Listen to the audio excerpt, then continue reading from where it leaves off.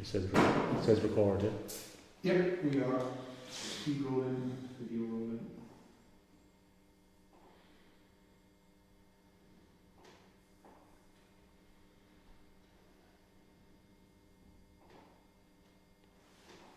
Why are we here on the island? I'm on the island because I needed somewhere to write a novel, and I needed somewhere affordable and somewhere to give me some space, and I got all those things here. I've been living on the island full time for the past 3 years, and I grew up. When I was 10, we moved from Dublin to the island, and lately I've been more attracted to the island just because it's more, well, it's like the expense of living in Dublin is one thing, and then it's just healthier living in a share. Okay, why are we here in the room? It's the warmest room in the building. This is where we kind of make the work. You need a room to make a show. It's hard to do it on the street, hard to do it in a park, hard to do it on the beach. Hard to do it in your own house. You need a neutral space outside. Alright, Martin and Richard, you're very welcome. Thank you.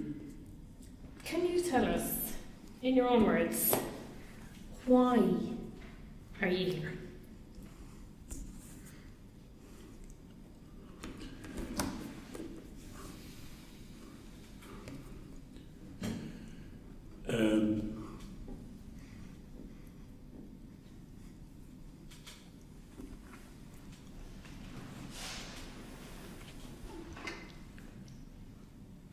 I was very excited about the idea of making a show with Martin, and we were in a room, this gallery space, and we just seen a show, but mostly I was reflecting on how beautiful the space was. It's just upstairs in Orsena, and the view, and we were like, what a great place to make a show, to make a piece of work. And then Martin pulled out of his arse this idea, or something he was thinking about, which is Agaillimh Beirte, which is an old Irish technique, I don't know if it's even old, but it's like an Irish language form of theatre involving two people and a two-person interview. And with just that knowledge, I've never even seen an Agaillimh Beirte, but just the idea of this two-person interview as a form, it seemed like a good motivation to make a piece of work.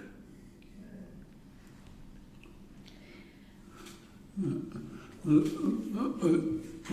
suppose I kind of I'd given up hope of making any art, and Richard was on the island.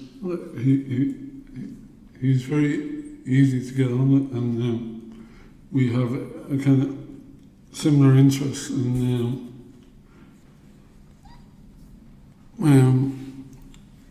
it seemed possible to make something interesting together.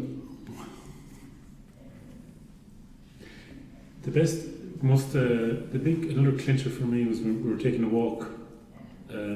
After we committed to making the project, but Martin said maybe we could use the show to talk about our practice. And it seemed like a very good idea. That was like, okay, now we're going, I think.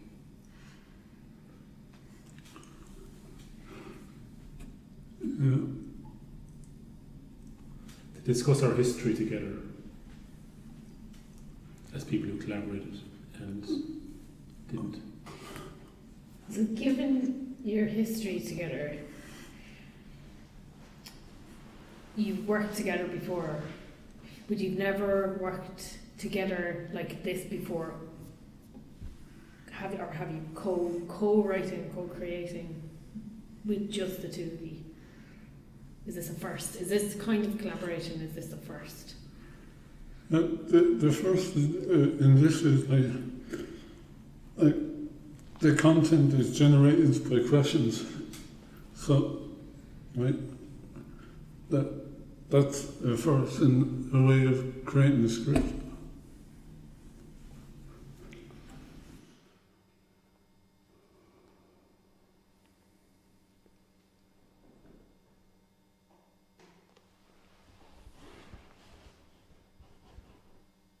How do you feel, Richard?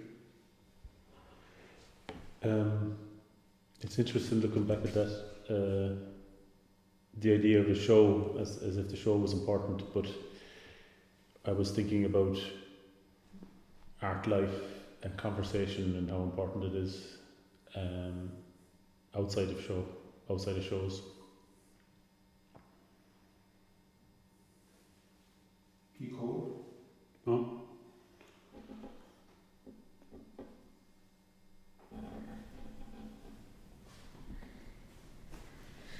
So, what made you start to become artists? What was the start of you becoming an artist?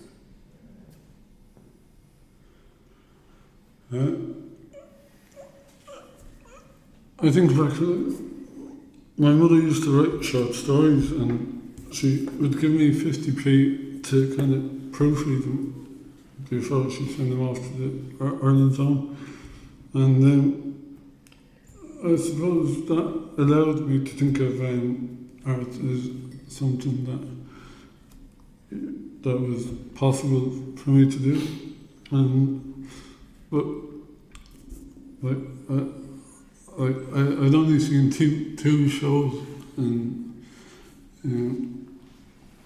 before I did a master's in drama and theatre studies. I was working in a factory in the Imperial Hotel, and I had no thoughts of art whatsoever.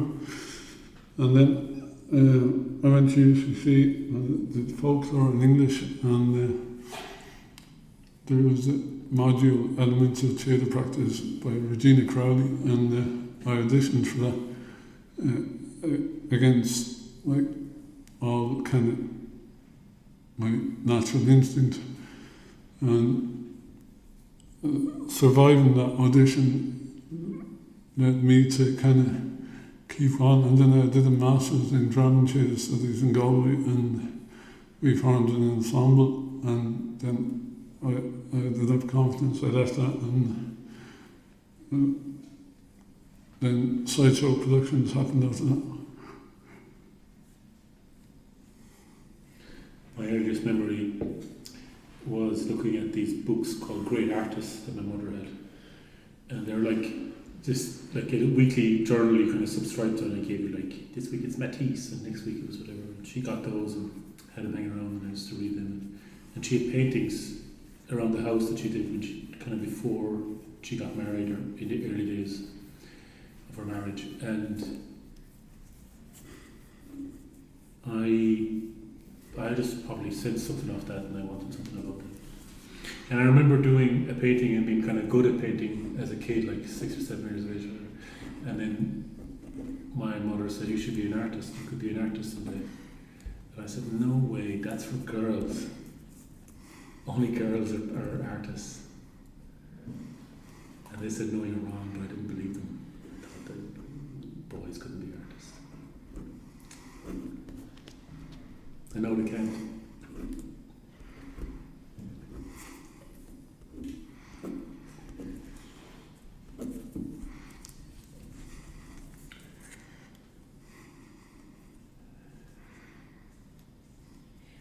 More seriously, I think I became very disillusioned with a life that was set before me. Going to college and supposedly getting a job and all that. It seemed like a very frightening prospect for me to go down that route. And I had a lot of deep feelings about things that I don't think are very necessarily artistic, but that I wanted to resolve.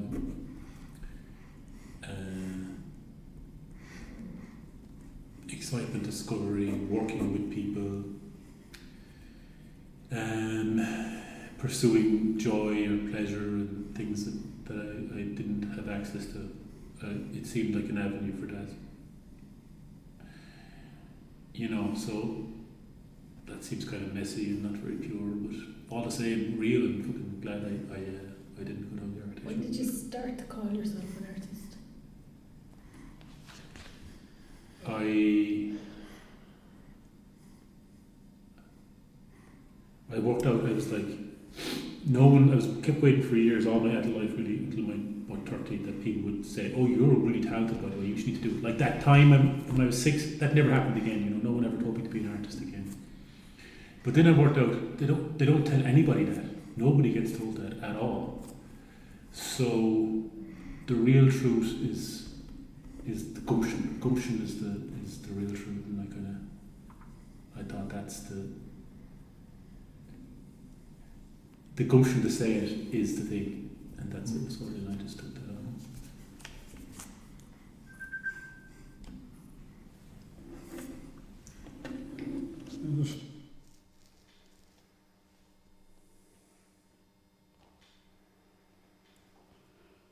I think like the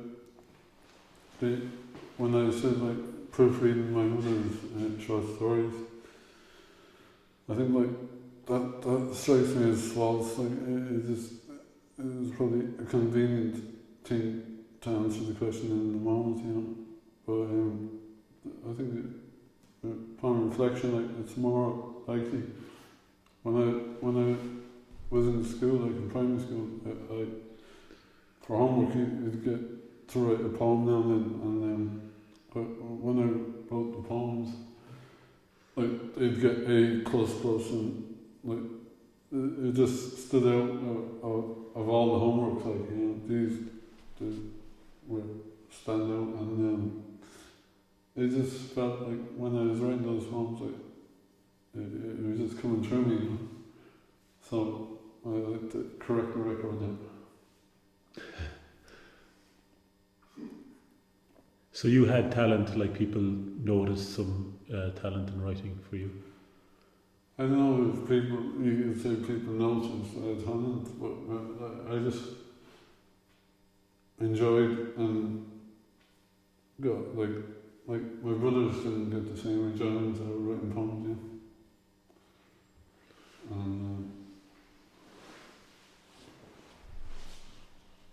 yeah. So it was like more of a, it wasn't a choice, it was something innate, you know. Yeah, I always feel that I was never like that.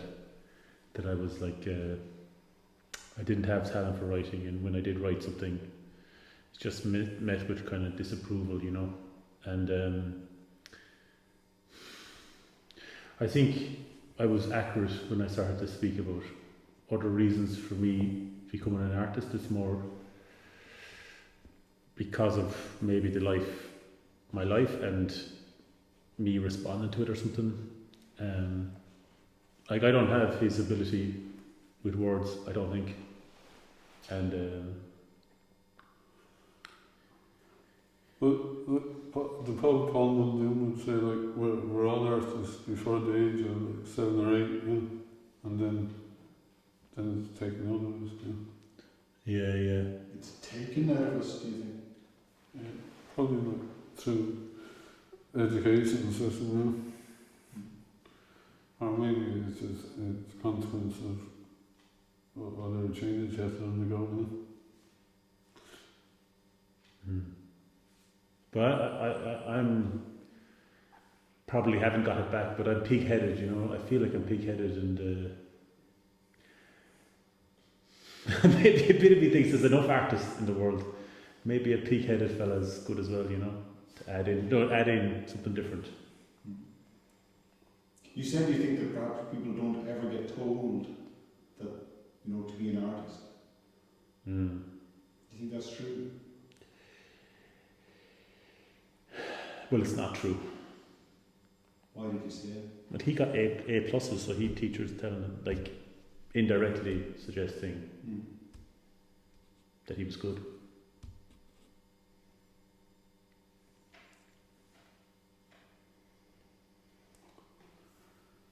He is good.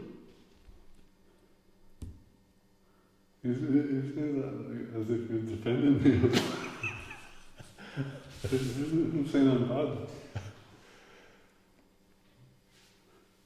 Well, basically, what quality could you bring? Like you say, being picky, you could bring something different. Well, Yeah. What kind of quality was that? I suppose I'm honest and I try to be accurate, and I think that leads you into a crazy, you know, that's something that I bring, you know. Like,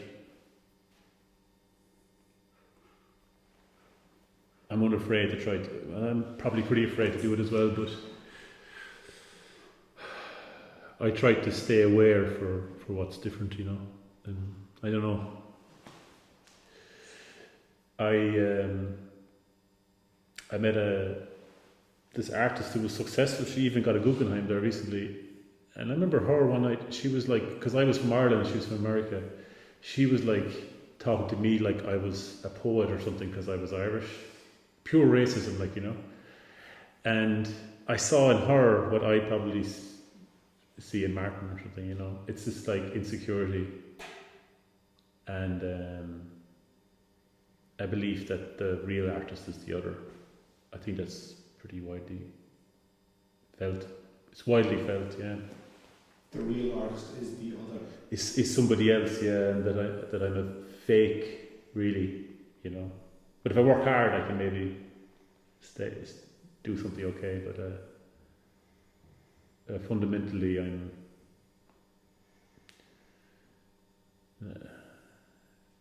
not the real deal. But that's a feeling. But intellectually, I know that might not. You know, whatever. We can get into complicated things, you know. But it's a feeling. Do you have those same feelings? No, I wouldn't say so. No. I definitely don't dwell on the fact that considering myself as an artist, like it's like Michael Longley says, no poet calls himself a poet. It's like a saint doesn't call himself a saint. You know? But I take like when I'm writing and I'm discovering stuff that is surprising me, right, then that's enough to feel that's art, you know. Like the proof of the pudding, you know, is in the stuff I've made, you know. It would have been different before, like, I made the first few shows, yeah. I wouldn't have be as confident as I am now.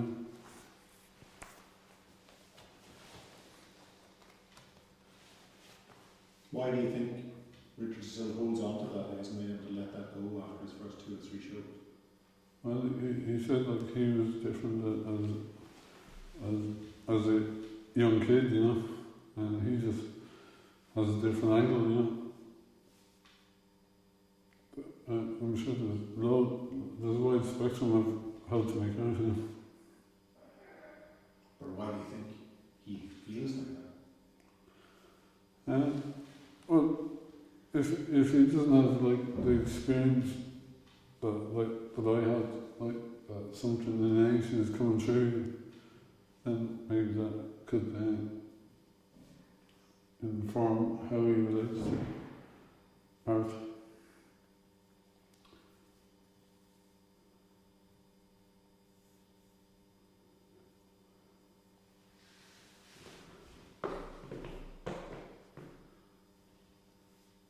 It could be like he like an architect, and that's his way, you know.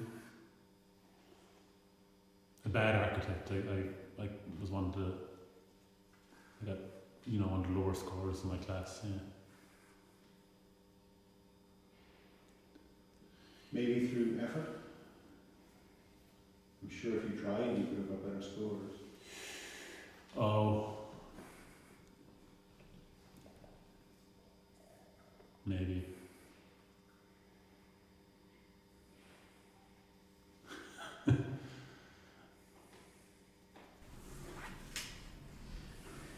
How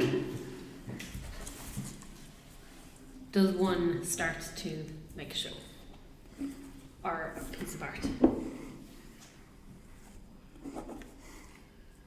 I think you got to make a decision, and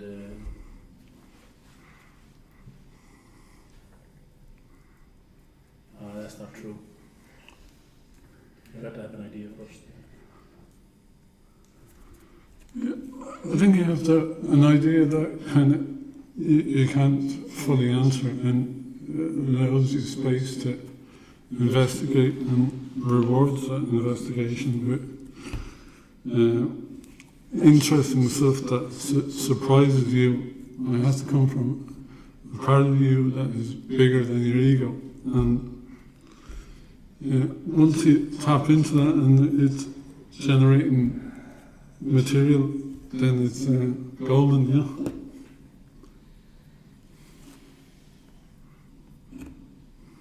Yeah, yes, the feel good. Yeah, something like that. So,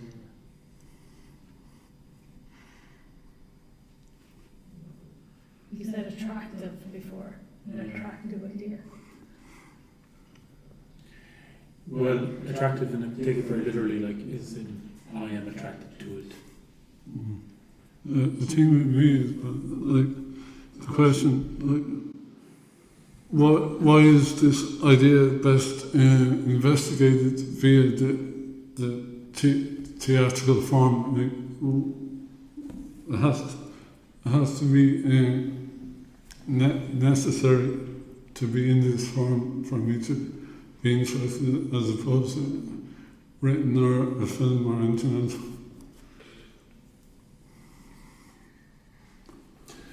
Fuck it, that's a big one, yeah. And I worry about that sometimes. You take on ideas that might turn out to be kind of personal or kind of to do with an interest that might be just not appropriate for the theatre form.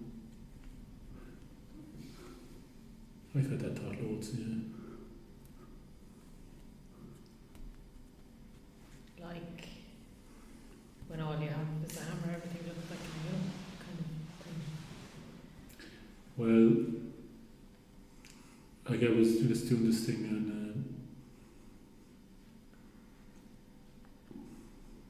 on Westie's gang and this kind of stuff, and watched a lot of movies about it and stuff, and it's like, well, why is this a theatre show then? It's super interesting history and it's interesting story, but why is it a theatre show? And that's what would motivate me, like, if it was, why is it a theatre show? Yeah. Do you think there is a right and a wrong answer to that question? Like some destiny thing got to do with starting a project? This, is this a film or is this theatre? What is its destiny, or what is your part in the making of it? Do you know what I mean? Is it a theatre show because you've decided it's a theatre show and then you make it a theatre show? No, it's not that. It's that, like, is this interesting theatrically for me and probably for other people from a theatrical point of view? Like, what's talking to the experience of theatre in general? Like, I could get out on stage and do a TED talk about making money out of Bitcoin, and it would be like fascinating for people, but it wouldn't be pushing the form of theatre along very well, but it could be fascinating and all that. And so, to me, I will only get juice out of it if it's pushing the theatre forward in some way, or doing something interesting theatrically.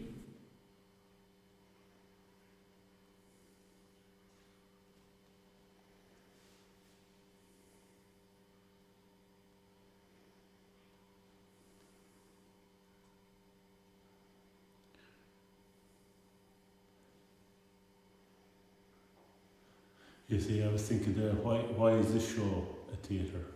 Do you know what I mean about this one? But what I liked about this, when I compare it to the shows I made that I'm working on now, like based on Kerry history or the history in New York and these other, is that we came up with this idea with formal ideas, you know, in a room, to be in this room together, and then to look at the form of an Agaillimh Beirte, which is a 2-person interview, you know. And I think what can sustain this project long is that interest in form from the word go. Like the form is the concept, and I kind of regret spending the last few years looking at content rather than form.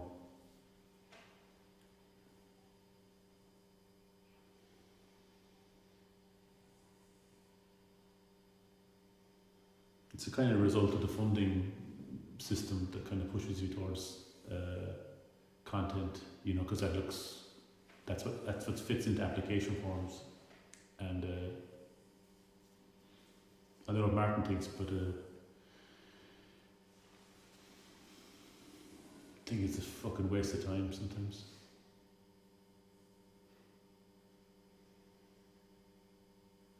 What is it about this form that attracted you? I think I remember like the first time standing on the stage, you know, in front of people, and there was a sense of liveness, you know, that I'd never experienced in any other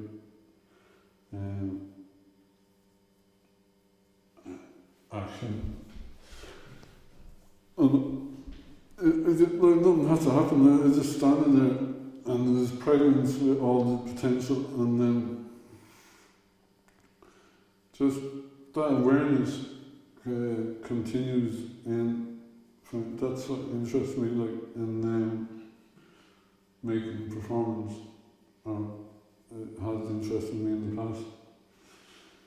So like it's to do with presence and seeing someone, you know. It's like it's the only form, like cinema, TV, novels. It's the only form where you're live with people opposite you. So it does make sense that you have to avail of that, you know. That's the gift of it. And I suppose with applications, you have to give the content, but you can still execute the content by incorporating the thing that attracts you in the first place. You know? You're talking about that feeling of standing in front of an audience and feeling, in your words, perhaps pregnant with potential. Mm. How far or close are you from that feeling right now? Pretty far, yeah. There's like there's lots of kind of mediation going on, and it's a white space, and I don't know, it might be different if I went down to the dark space and stood on the stage on my own, but yeah, it doesn't seem necessarily conducive. Like if we had an audience, that might be a factor as well. So do you think you need the audience then? I know you're saying there's lots of The audience like amplifies it, you know. But like the spark in identifying the thing was just standing on the stage, you know.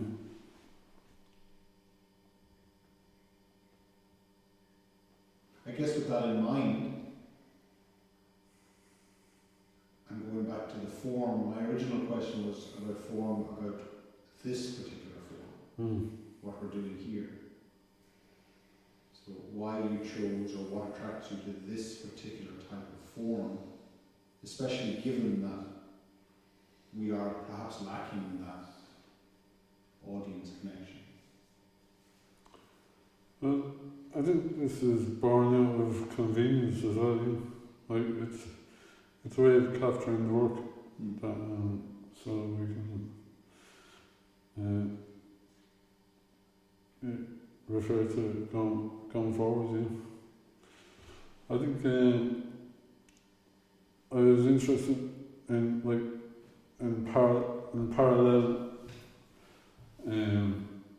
relationship as opposed to an antagonistic or dramatic kind of relationship. We give her a story in parallel and then be obviously overlaps.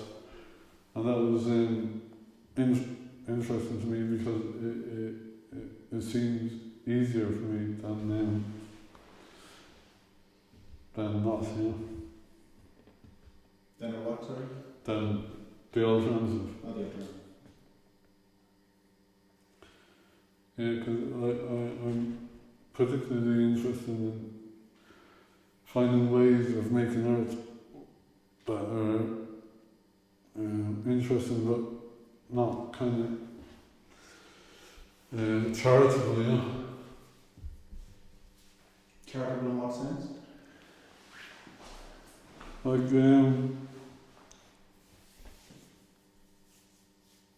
You could tell a sad story and you could pull at heartstrings and all that, but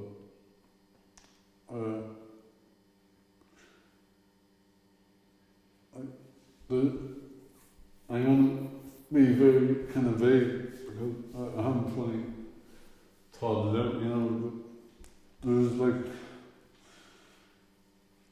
it feels like the invitations to participate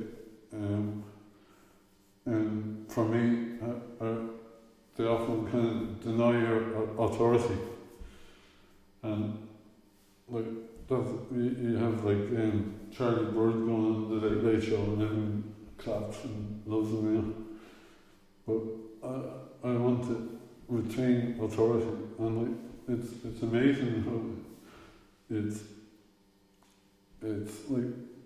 automatic and instinctive for people to claim to dismiss your authority. I think that there isn't more useful I could say this stuff there.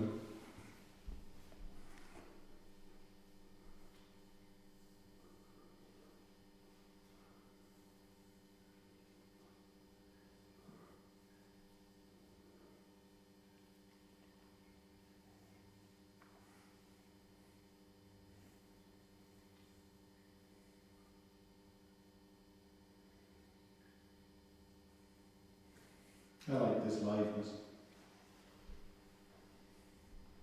That's nice. I think you're laying it a little bit thick though with the pauses. You reckon? Yeah. You speed it up, no problem. And I think that's probably why I didn't discover Jean-Luc Godard until you showed me his films, But then, if it wasn't your teenage years, I never specified teenage years. When did it happen for you?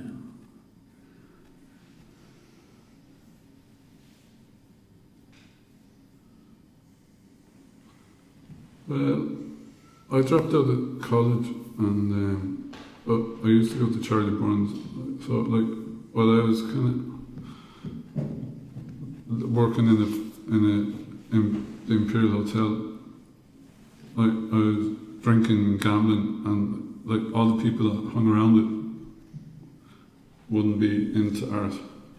So I think I only saw 2 plays before I went back to education, back to college as a mature student. And I liked them, but I suppose I just didn't have enough experience for a critical mass of experience to cross over to the term arty. It's like with Wadadunky, all of them, most of them did theatre and drama school as kids, or youth theatre and all that, and that's all very alien to me. I didn't have enough kind of references or peers reflecting back to me that it was okay to think about art. Like, I remember going out with lads like from the factory in Boston Scientific watching a Celtic match, and they're running around the pub slapping women's arses. And I think this is my culture, you know. Yeah. I read books and I kind of got a private arty buzz out of them, you know.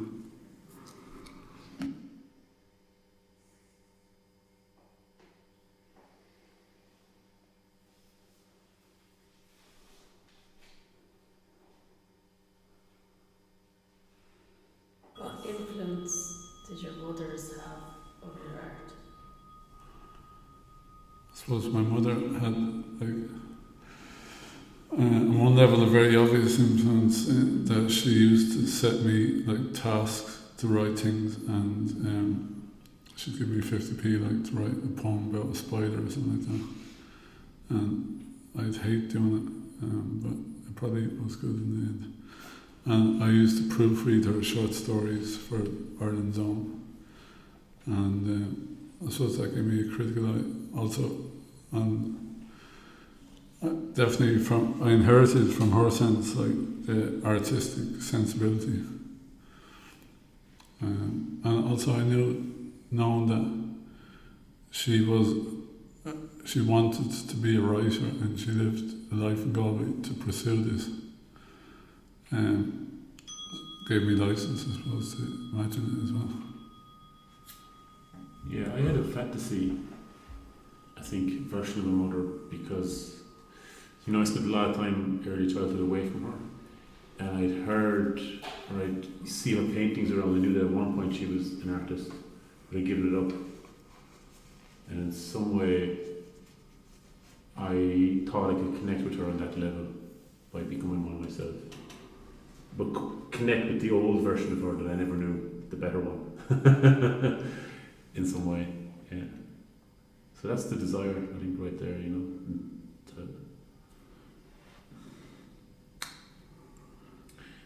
to become something or to find something.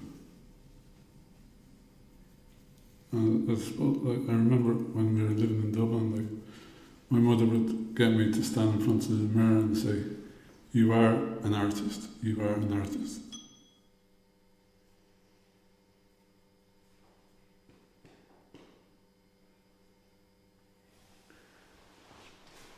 That was the difference.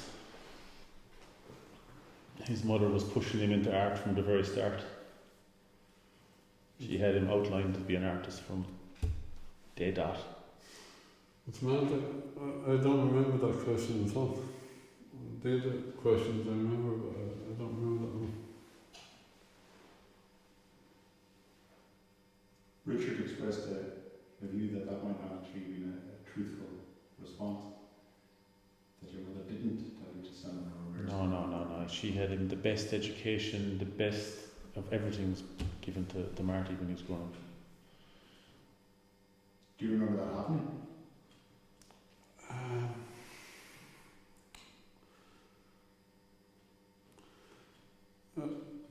I wouldn't say like it was impossible.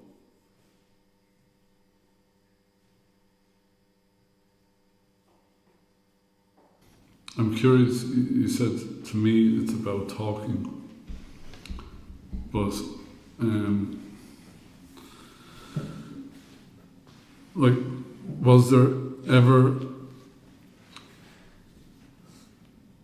like, why talking? Is there something in your past experience growing up where talking was an issue or not an issue? I don't know. I'm just curious. To me, it's about talking. That sounds very succinct and clear. But for me, like, it's a different thing. So I'm just curious. Like, could you say more about why it's about talking? Love to. love to talk.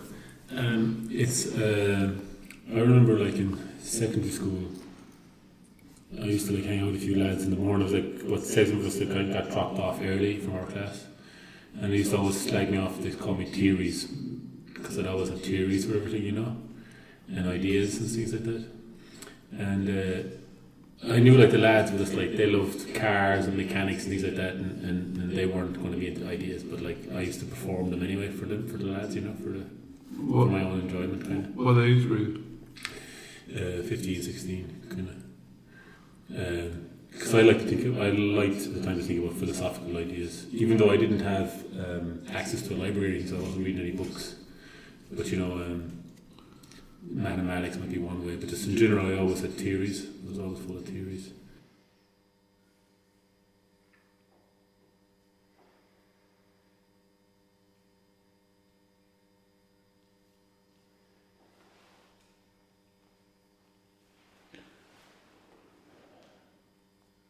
Your mother didn't allow you?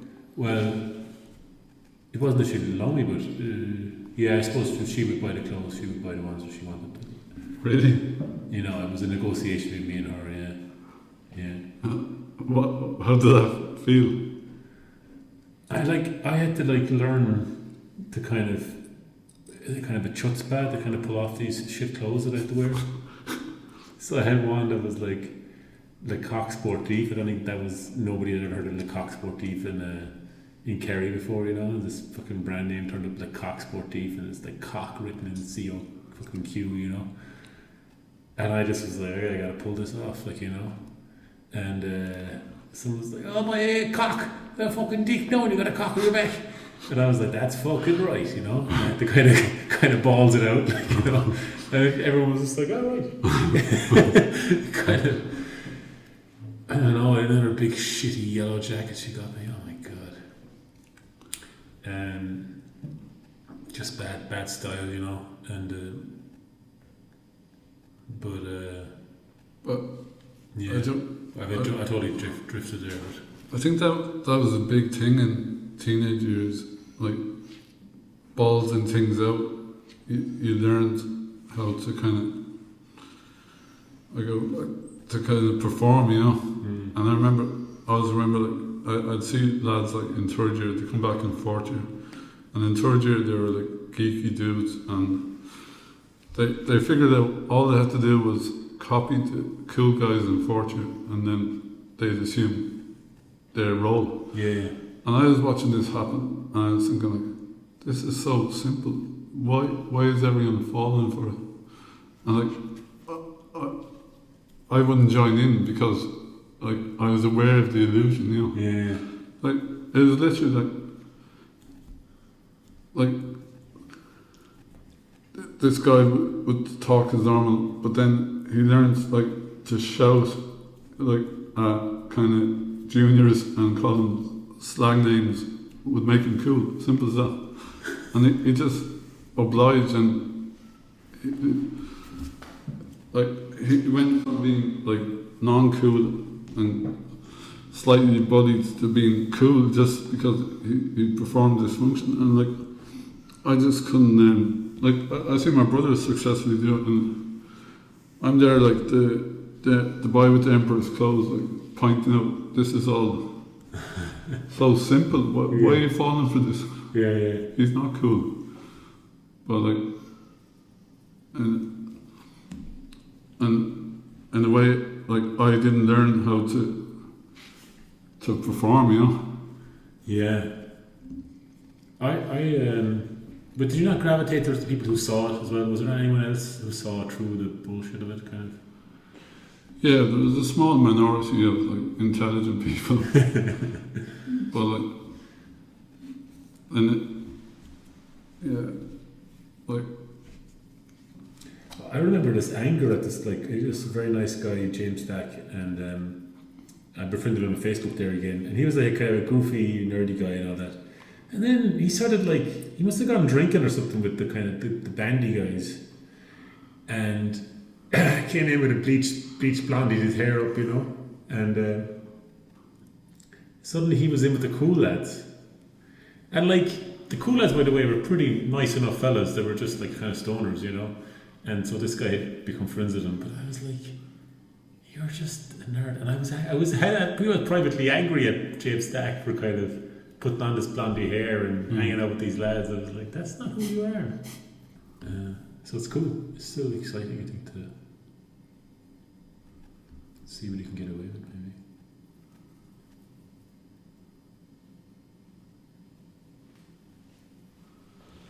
Yeah, I remember Tim Crouch saying art is what you can get away with. But I think he was being ironic. I think he says that as a character in the play, but Tim Crouch outside the play would disagree. Oh, really? Why would you disagree with that? Because maybe it kind of gives the impression that there's no core truth to be communicated, you know.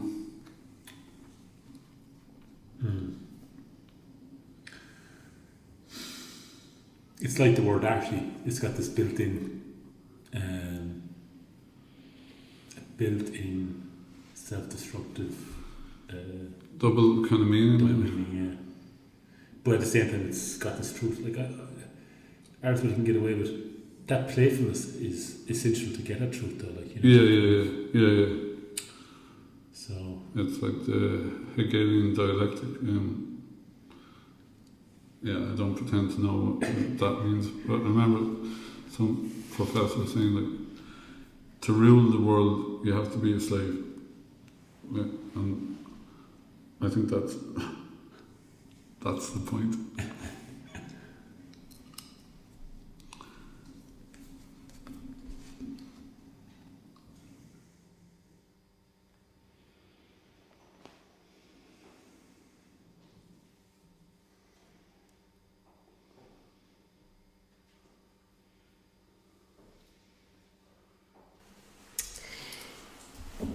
Martin, describe your relationship with Richard.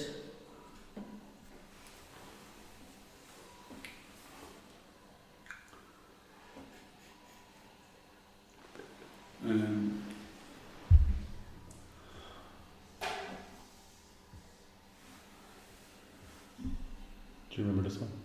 We met in Galway. He was doing a masters in, I think so.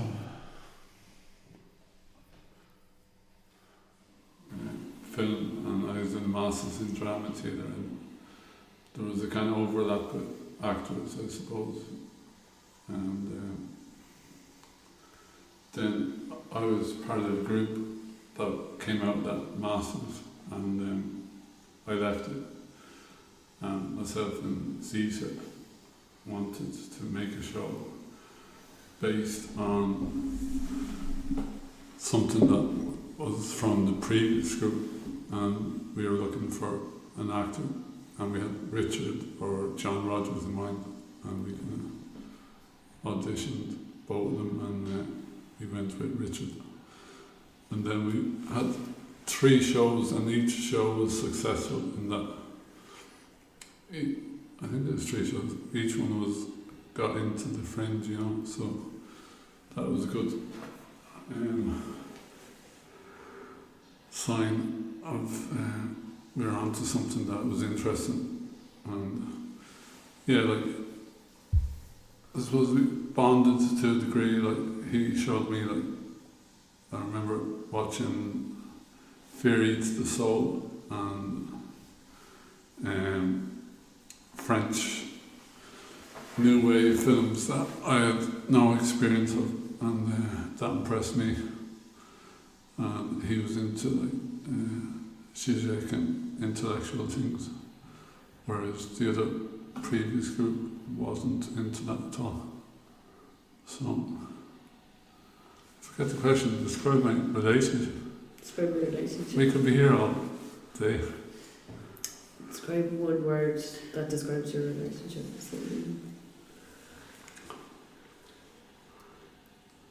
Word.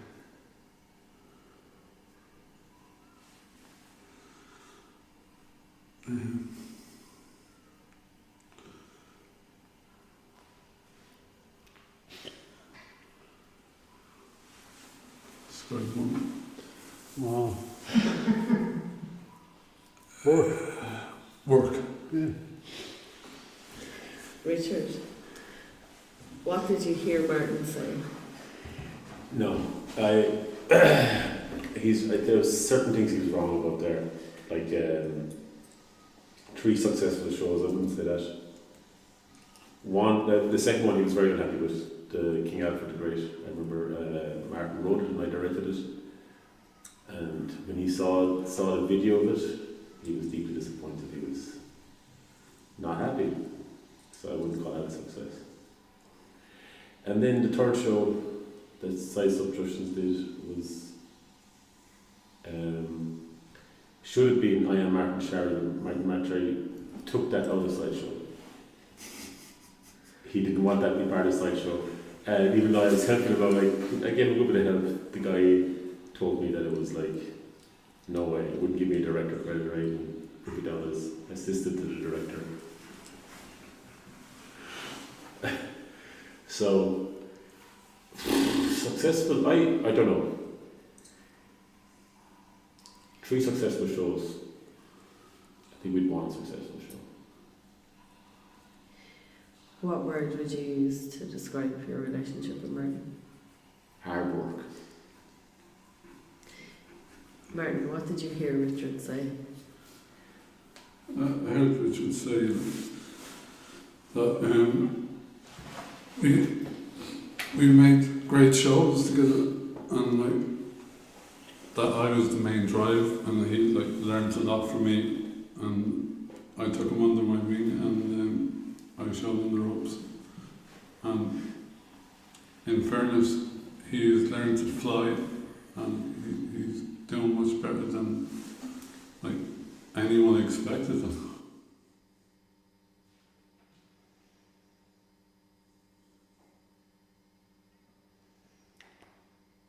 So which was it, 3 successful shows or 1?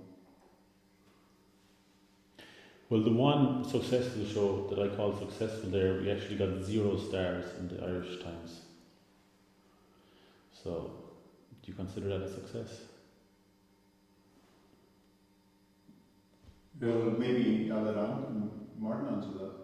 Yeah, it depends on your definition of success. Like, I'm thinking of it kind of success as like a successful show is like a poem that works like so. Like the show is not contingent on a reviewer giving stars. Like if the words and actions are played by people and they're watched by people, something happens that is working, then that's a success. Like you can have a successful show where that doesn't happen. Like, you get 5 stars and it's just people just dancing and that. I don't use the word magic, but some of the words are magic that is particular to that dynamic of people watching people. That's a success. So I think like they were the first 3 shows we made, so to get acceptance into the Dublin Fringe was another form of success. But in terms of success in stars, then we failed, you know.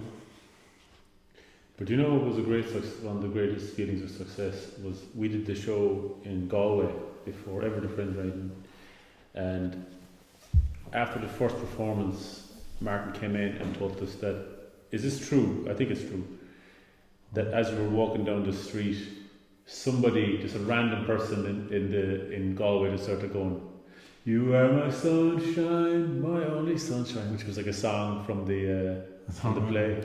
Yeah. I remember the song, I'll never forget the song. And I was like, we were like, wow, like that had put some magic into the air. So something went into the atmosphere and it came back, feedback loop of like somebody who was just like, he got a good buzz off the show, obviously, if he was going to That was the first show, The first thing we did together, yeah. Martin, huh? which was called. It was called Dreams of Love. And it was like, kind of was loosely on the idea of love stories and stuff. But really it was, I go on about this, but it was an attempt to embarrass ourselves as well, to do a show about like romance and feelings and stuff like that. And I think a big element of it was an exercise in how to kill time in a valid way on stage. Like it started from a scene with me and Zita where I just continually walk over to her, and that was from a previous play that we did in a different ensemble. So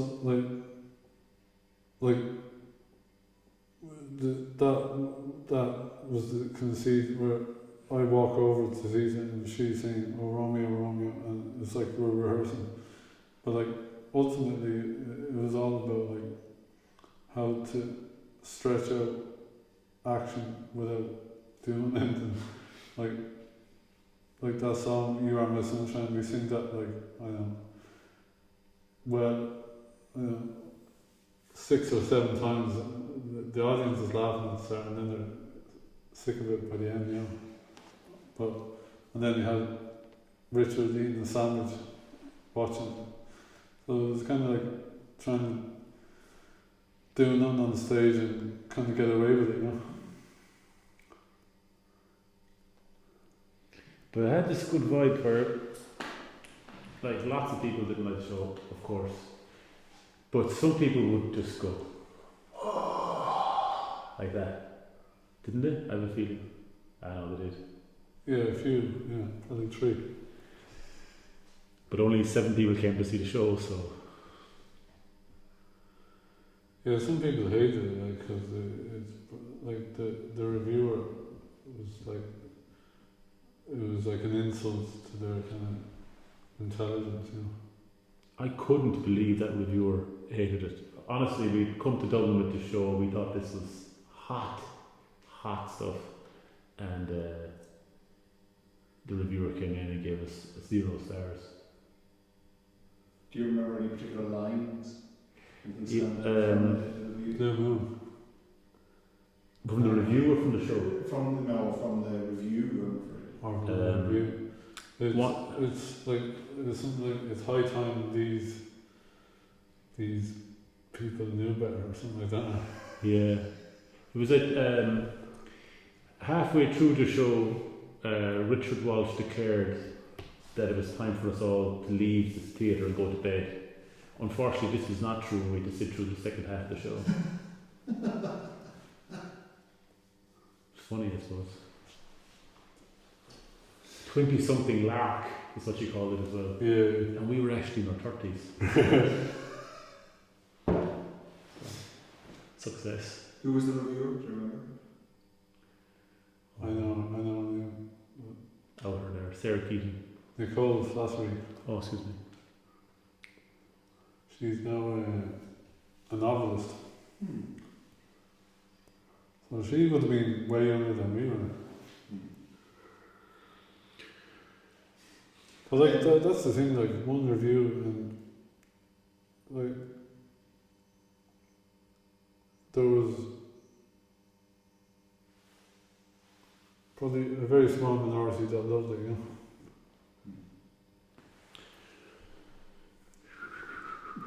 And then Alfred the Great was not a success. Well, it wasn't a success because Martin had to head off to Meg and make his career at Meg, and I was left. I directed the show in Galway in the Town Hall Theatre, and I filmed it, and afterwards I showed him the video, and I thought it was very good, but you were disappointed. I wasn't like jumping for joy, but it wasn't a disaster. I think there was lots of good things in it. Were we disappointed? It's hard to judge really from the footage, you know, but I can't remember exactly, but it probably just would have been choices I would have made differently, you know. But like, I totally appreciate like that Richard had a tough job and he did a good job. You're shaking your head. This man like dismantled the show. Like when he saw it, the only thing he liked about the show was the things that he wrote. He was like appreciating his writing, but then he criticised the direction, the choice of actors, the lighting, the costume,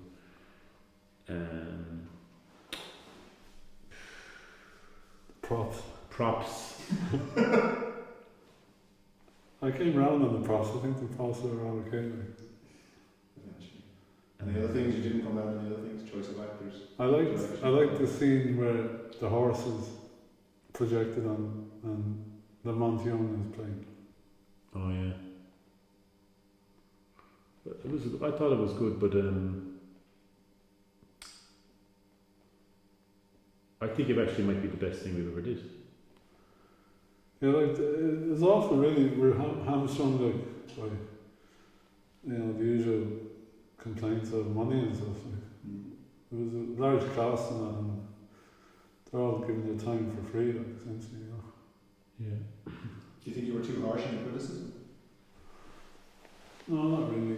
It's just, I remember at one point I was trying to get the people to take the line seriously, you know, and I was like, you need to kind of treat it like it's Beckett. And I remember one person going in, "This is not Beckett." I was like, "It is." I was like, "It is." Yeah. Cynicism. that got a good review from Irish Film magazine. It did, yeah. No, that would have been a show that would have. Yeah, like if we had that was accepted into the Dublin Fringe. Do you ever regret? Do you think that we could have had a future with you as a writer and me as a director?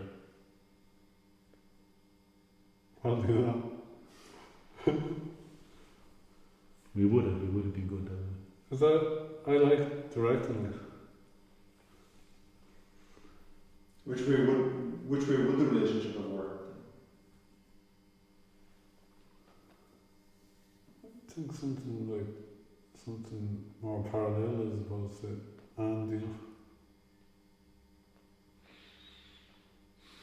So both writing and both directing the same shows. It's a good question, yeah. I think there's definitely a way of answering that question.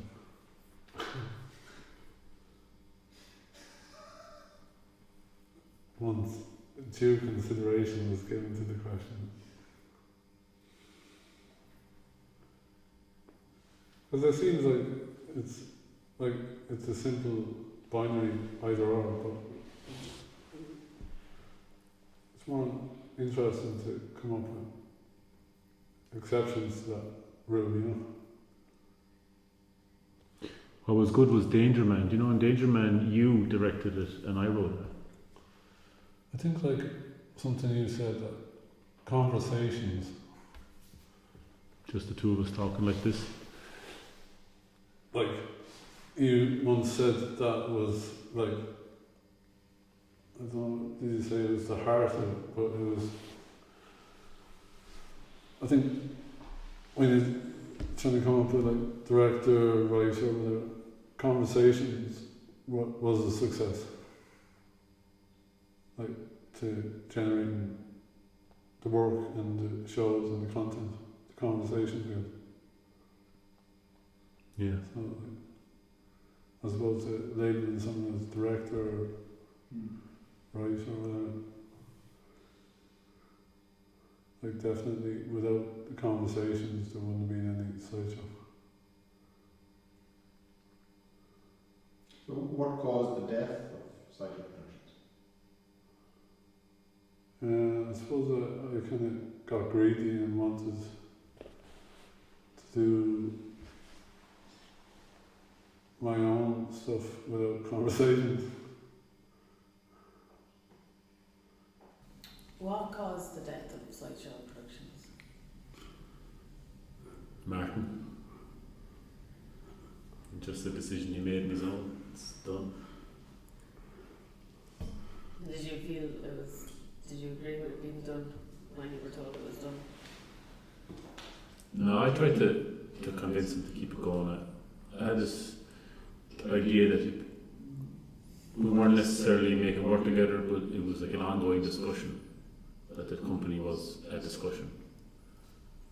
But even that didn't satisfy him. I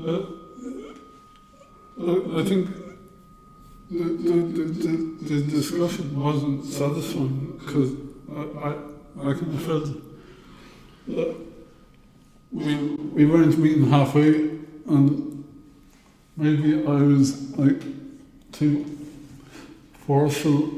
Well, like I'd feel that sometimes you agree for the sake of agreement as opposed to have a critical reaction to something that I'd put forward you. So there wasn't enough disagreement in a way. It wasn't like there wasn't enough engagement.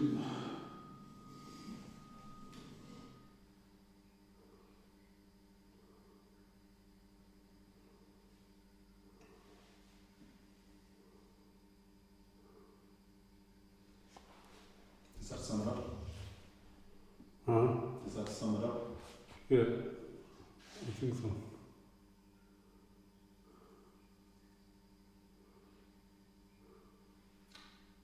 Okay, I'm going to call a break there.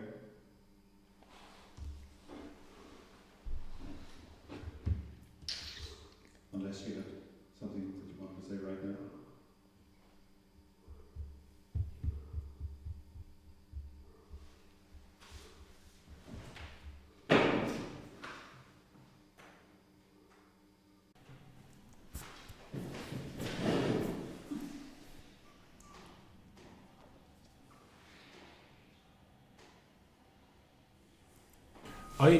I am not a believer that there's a leader and then there's passive. I don't think that's how it works. I think always the groups I like is like pirates or Vikings or something, you know what I mean? So there's the leader of the boat, but by golly, I don't think those other 8 Vikings are these passive wimps. Do you know what I mean? They're pulling their oars and they're putting their oar in, you know, when it needs, and might be very, very active, you know. Yeah. But that's the best crew. The leader has to be worthy, and the leader has to be worthy of the group all the time. The leader's worthy of the group all the time, yeah. It's reciprocal. It's relating, you know, but at the same time, that group of fucking wild Vikings need like they wouldn't go hit the sea without one leader, you know. That's the captain of the ship, you know.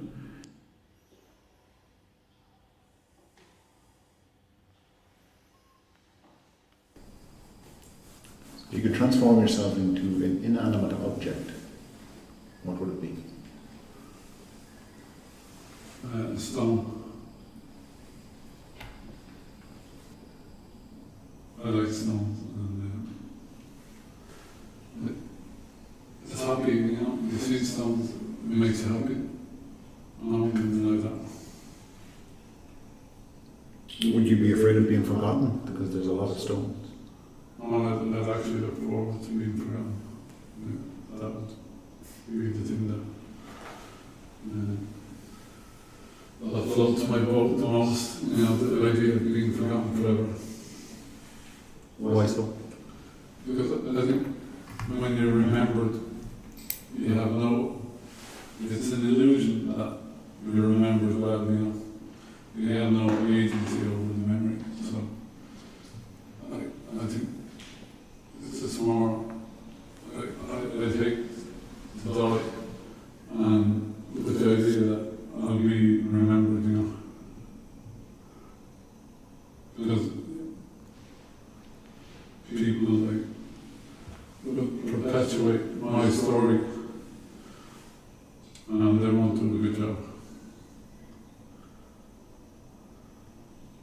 How would you like to be remembered, Richard? I'd like to be known in my hometown. Like, even just my family, just have family members kind of go, I knew him. Or even family members to go like, oh yeah, you know my great-great-grandfather was Dick Welch. Dick Welch was Dick Welch.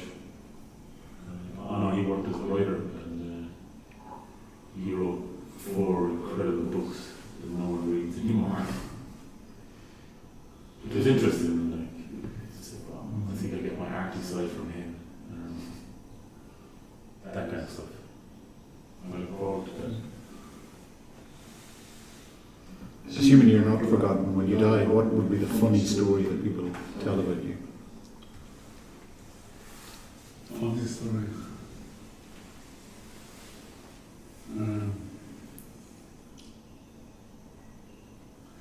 It's kind of funny, the fact that I ended up doing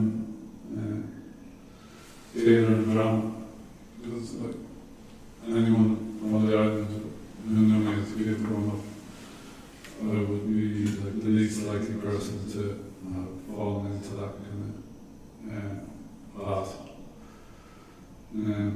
It's not funny in a like ha-ha way, you know, but it's probably mildly kind of funny story that people would tell about me, because when people talk, and then those are situations that are often quite reverent, you know. So, Well, tell me a funny ha-ha story about you. yeah, that's Very, very ha-ha. very ha-ha.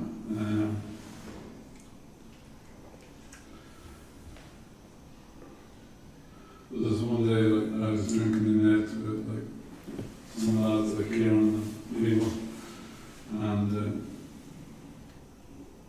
like, pints were flowing, you know, and then we went down to the beach, and, yeah, there was a bonfire, and they said, like, we should go skinny dipping, and, yeah, we were all over it, you know, and I went first, you know. And I looked around, they threw my clothes in the fire. So I wasn't even gotten into the water yet. I was walking like a couple and very self-conscious. So I thought I better get into the water because that would be the best look, you know.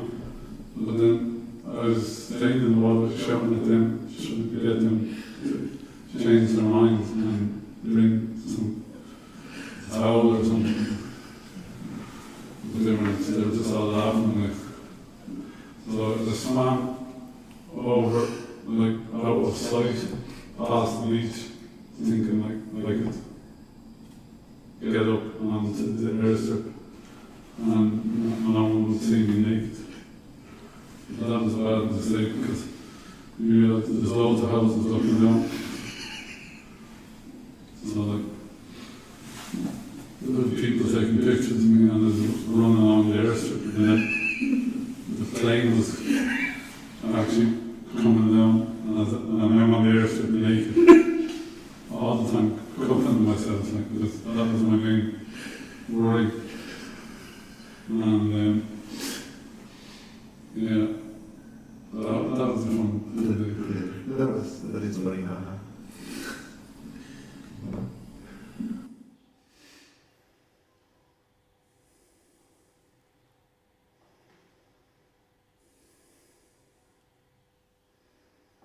Yeah.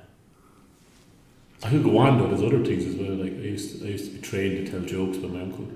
I used to kind of street jokes and stuff like that. No, what is street joke? Jokes you hear, like men's jokes. Vulgar, kind of. Vulgar, yeah. Oh, okay. So he'd be telling me street jokes and then I'd have to tell him back and then he'd critique like if I wasn't doing it funny or whatever, you know. Cool. Yeah. I've forgotten them all now.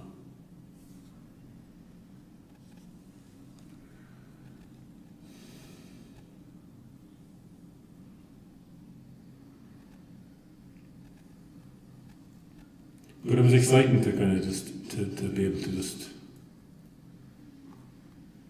I think I tapped back into that when I was doing ideas verbally as opposed to in essay form, you know, or whatever. Or, you know, coming out of an academic world where everything had to be researched and proved and all that. Were you conscious like of a kind of a performative element? Like, did you switch in to a certain mode?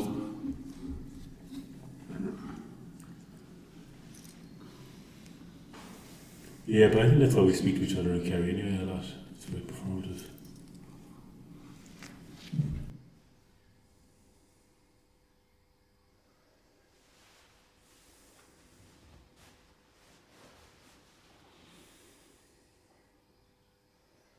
Can you remember a street joke now?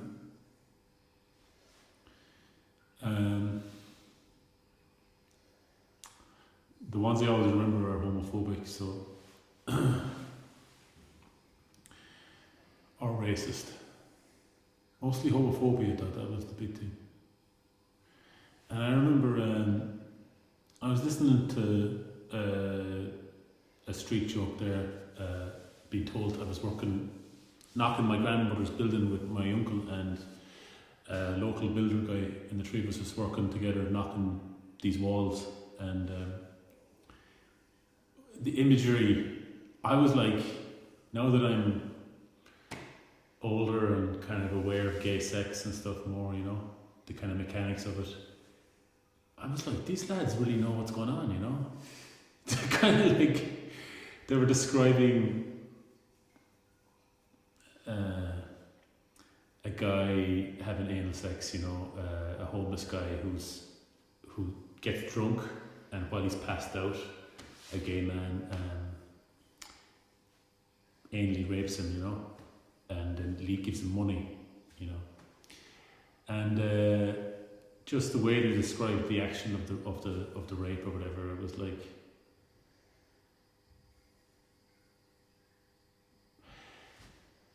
maybe some of the lads are more aware of gay sex than I thought. Yeah.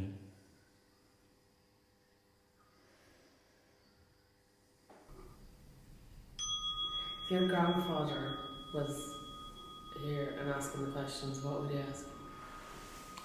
I assume my father's father, he would ask, what the fuck are you doing? Wasting time talking about things when you should be out there picking up seaweed, bringing it back to the house. And then once you've done that, you can chop wood for the fire and stuff. What the fuck are you doing sitting here talking about things when you could be out there collecting seaweed and bringing it back to the house? It's a very good question. It's a very good question. Yeah, like,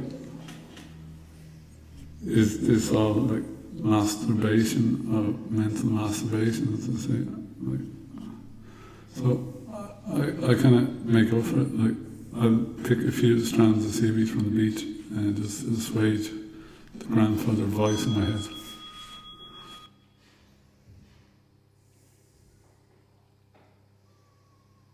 What will you miss about Richard being on the island full time? I suppose the conversations, you know. The particular subject of the conversations and the rhythm is unusual, you know, for me anyway. What will you miss about Martin? Seeing Martin regularly?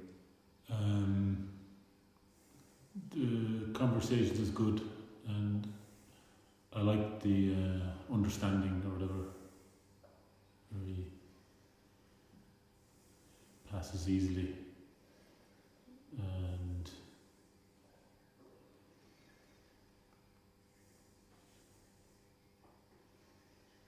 yeah, the company is good. Yeah. I like that we're living close beside each other as well. Like, as in, it's just like a 3-minute walk or whatever to pop in, pop out. imagine when I'm back in Dublin, there won't be that kind of vibe is not going to be there, you know. Even though we kind of had it when we were living in Dublin at the same time. Yeah.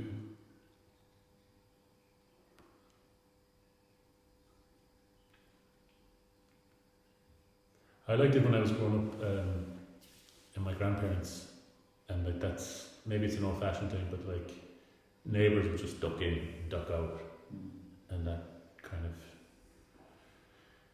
easygoing familiarity, and I missed that from kind of city living. Yeah. Nice. What do you think about Richard living here on this island? I think it's like a dream, you know.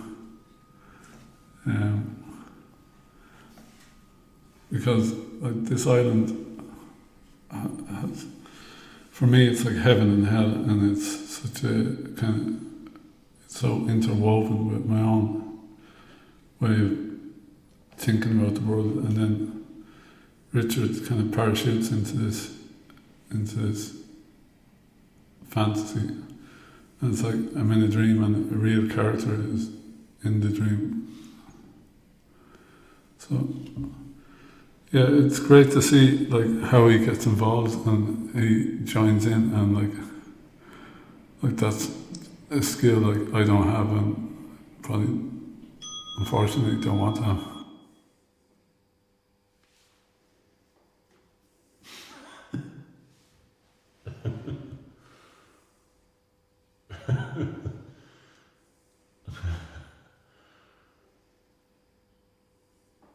That's true, we don't want to have it. Well, I just feel I've failed that skill, and I just have to accept it. You know?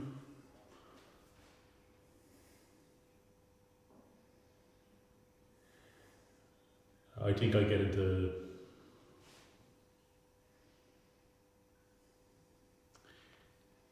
lose track of myself with getting involved with other people too much. Yeah. You lose track of yourself. I don't prioritise what should be prioritised, you know. But there's also advantages that you benefit from that as well. Yeah. Like good connections, good healthy social circle. And would you agree? Yeah.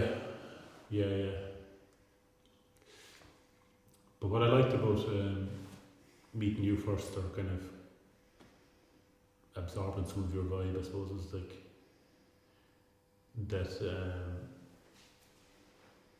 to be self-centered is really fucking very useful, and to be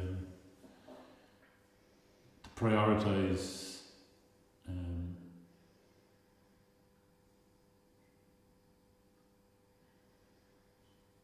that maybe that's all that's important, you know what I mean? And like strategizing in networks and trying to make things happen that way and all that, and to get acceptance, or like even just bothering with other people is superfluous really to creative act anyway, you know. It's kind of, as you sit there, you don't even want it, and I think I thought you said truth there, you know, that like you see the downside of it because it interferes with the creative act, you know.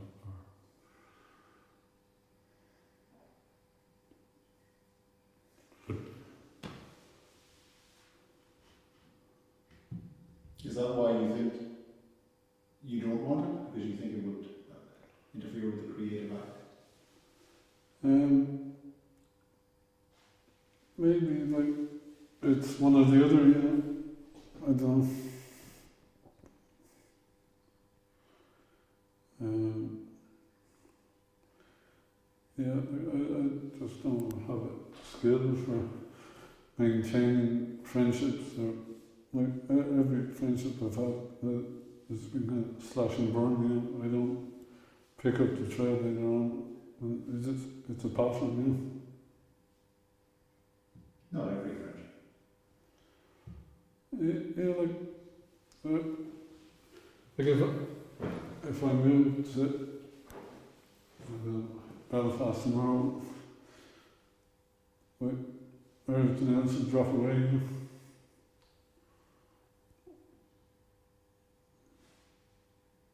I think Would you agree with that that slideshow could be back? yeah, I think probably because it's more possible because like my ego is probably more reined in and like from Parkinson's that has made me more humble, I suppose. How humble are you? Very humble. Like yeah, like yeah. Could you be any humbler? Yeah, you don't want to be too humble, yeah. What are you doing here? I'm writing a novel, which is nearly finished, and I'm learning Irish. Are you just wasting our time? No, not one bit. Prove it. Well, the proof would take a long time to read the novel. But if you read that novel, believe you me, your time wouldn't be wasted. Martin, do you think the sky is falling down? In a way, yes, because like with the ozone there, there's a hole growing in the ozone there, and it is probably falling down very, very, very slowly. Richard, what do you think about Martin having Parkinson's? Wow, well, it's great. Yeah, I wouldn't be able to put it into words. It's bad. I think the ozone hole is actually closing up. I think that's the latest science. Yeah. They never promote that, but they always go on about the climate and all that. I'm pretty sure that's what I read in here.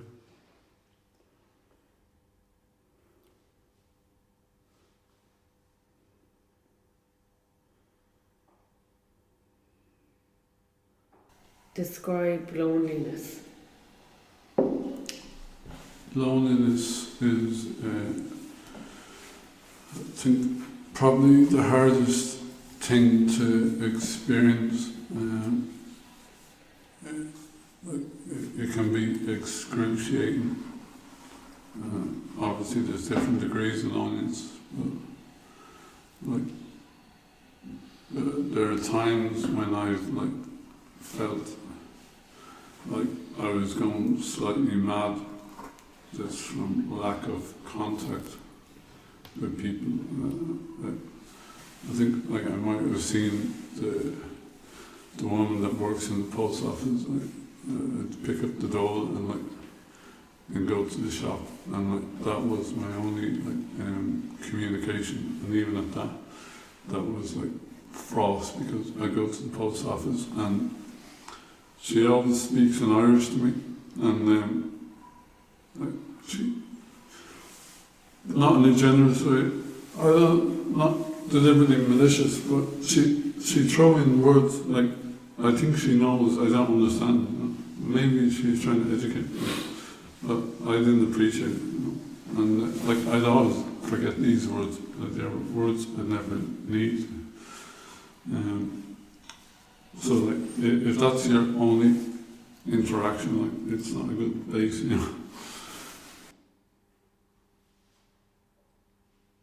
What do you think about Martin having Parkinson's?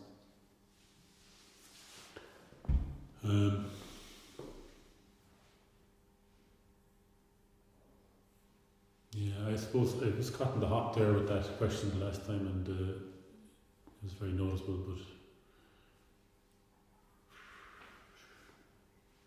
like, it really upset me actually, but I probably never said it, but it's probably a lot of selfishness and that as well, because it kind of limits the amount that we can work together and stuff. But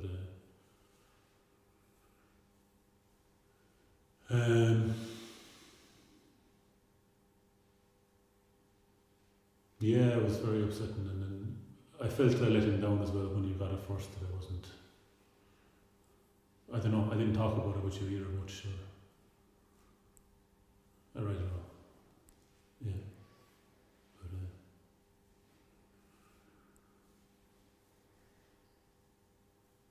Can you remember how he reacted when you first told him? No, I remember there was the day I got the confirmation from the consultant. I was in Galway, and on my own, and I got the confirmation that I had a tremor, and it confirmed that it was Parkinson's. And I think Richard was in a show in Cyberk, a comedy kind of the thing about the ghost or something. oh yeah. And he sent a text to see if I was going to go to see the show, you know. And I don't know what the response. I was just getting. I just got on the bus back to Dublin, you know. So that kind of illustrated to me the kind of disparity in the divergence of the past. You know, he was doing well acting in this popular comedy, and I had a new kind of story, you know. But did I know when I texted before I sent that text that you had Parkinson's, or that it was confirmed? I don't. I wouldn't have told you there and then. Yeah, yeah.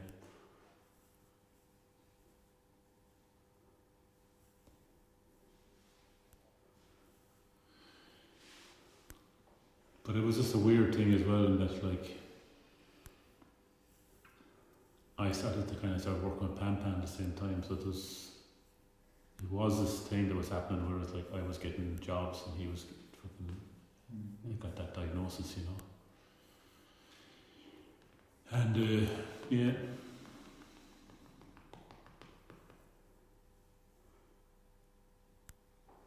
What's the island like to live on, Richard?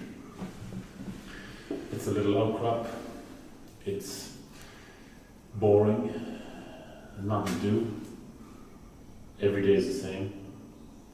And the sea is just your constant blowing wet water at you, it's blowing wind at you, it's providing a coldness, a darkness. It's unrelenting. Must be difficult. We get sick of it. Do you feel the same? It's like, you know, the worst form of torture is like a nucleate.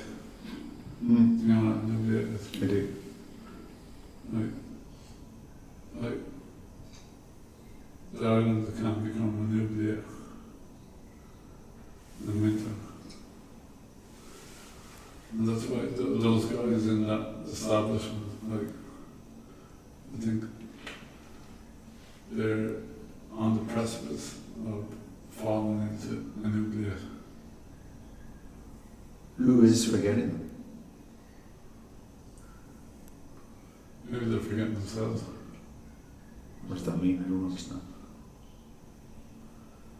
I think, like, you need to be seen, you know. Like a therapist told me, you need someone to be interested in you. And like, the island trades on the fact that people want to come here just to see the island when people live here and own it. And then in the winter time, that's gone. I'm not suggesting that's the reason,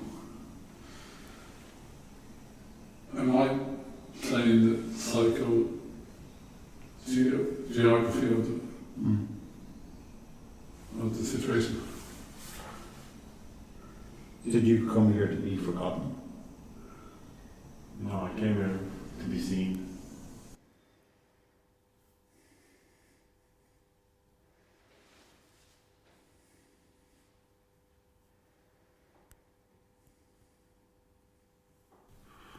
Do you think you're any good? Yeah, some good. I think I'm useful. But am I worthy of being loved? Maybe not. What's so funny about that? The truth, it's funny. The truth is funny. Do you think the truth is funny? I do. I do. Nothing funnier than the cruel, harsh light of truth.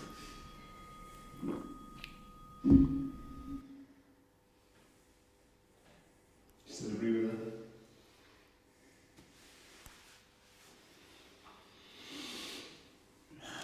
Sounds good though, doesn't it?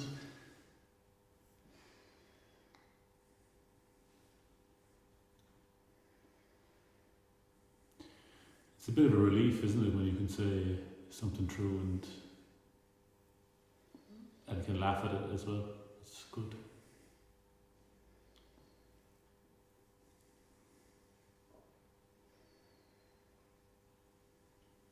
Could you say something true about what we're doing right now, this process?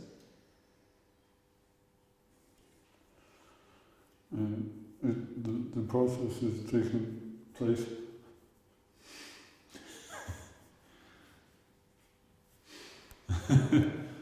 Will you be happy when it's finished? Yeah, I think so. In which way happy or why happy? I think John Beirte says that a story doesn't happen until you have an end. And when this has an end, that'll be good. It'll be a story. What will you miss about the process of what you have been doing over the past 3 months? Well, it's sort of like just the togetherness and like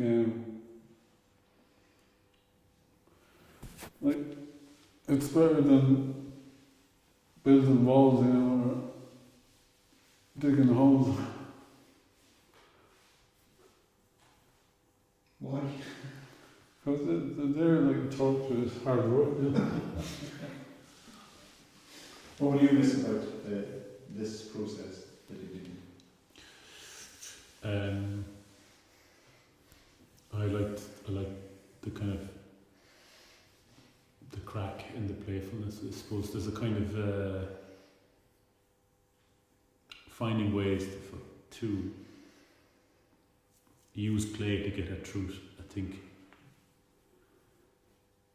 is something that I forget about often. But then when we start working together, we end up kind of often getting to a place where like I'm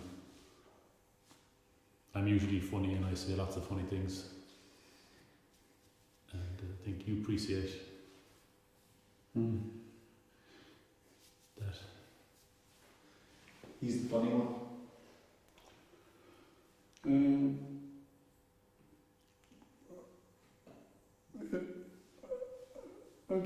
We both are senses of humour.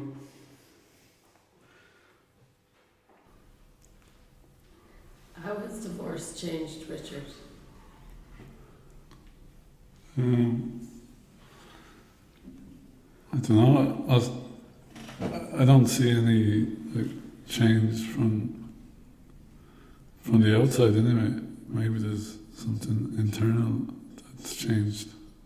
I'm sure there has been change, but I can't identify a significant change from outside behaviour.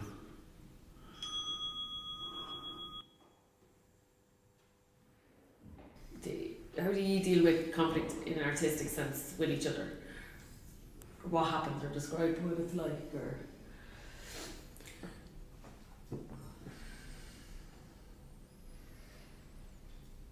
I found Martin very stubborn, you know. He gets this idea into his head and he'll stick at it. Often he's right. Or often it's very valid. when you say often he's right,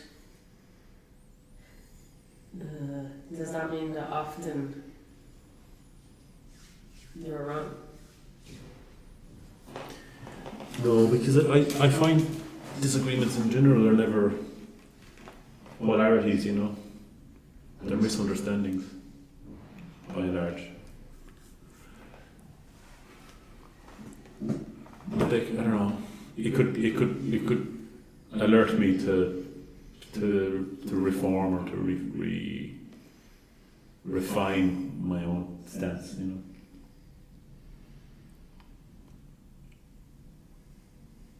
I think, like, I left Water Donkey the ensemble because I wanted more control, and I thought that would be a good thing.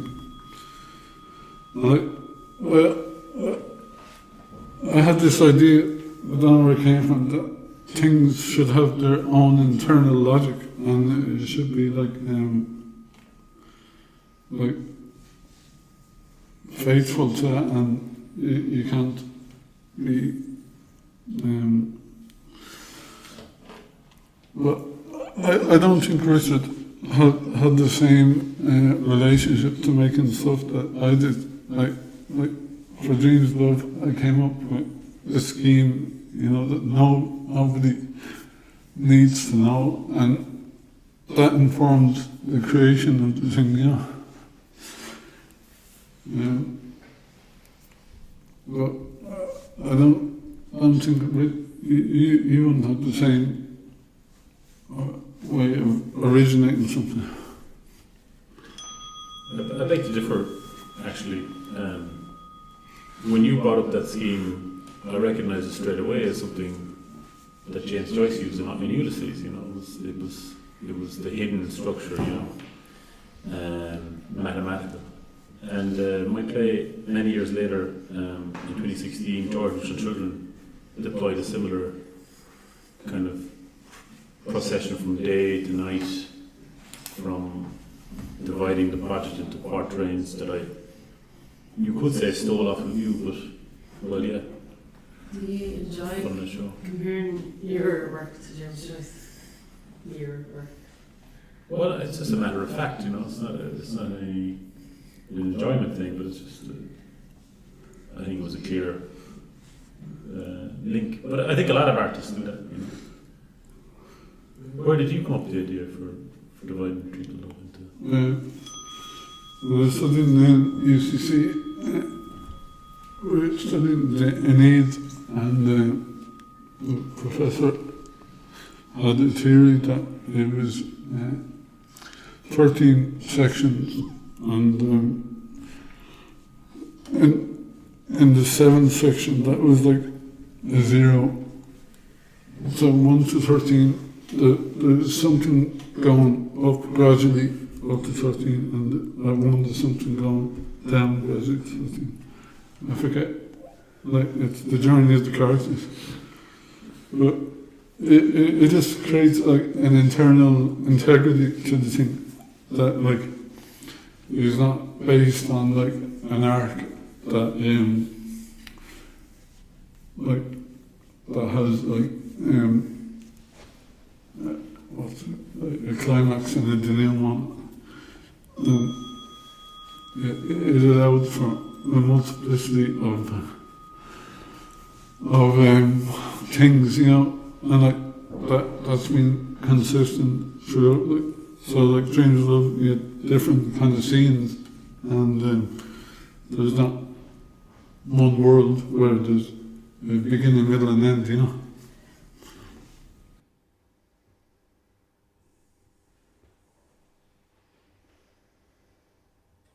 Did you have artistic conflict in this past 3 months with this project?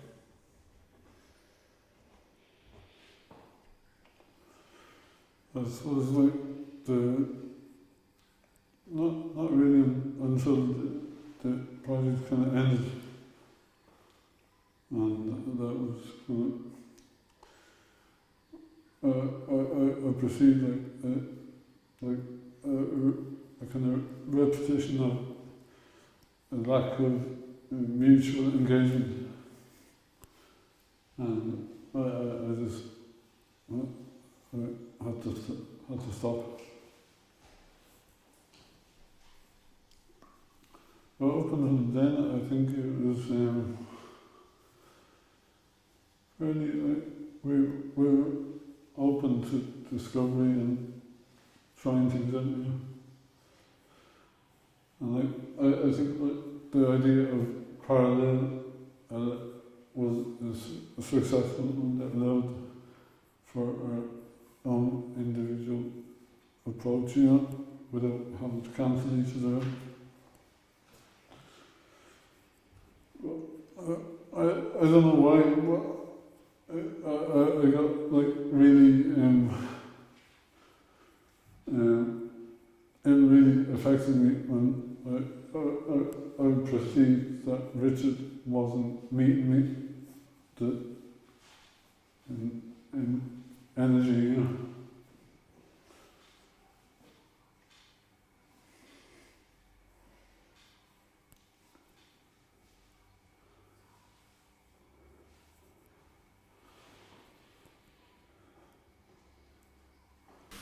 I want to go back to the question at the start. What is good theatre? And But good theatre is what people like. yeah, is it though? Of course. Yeah, but like theatre started like with the Greeks, and it was something that had a crucial aspect that helped them to live life properly, and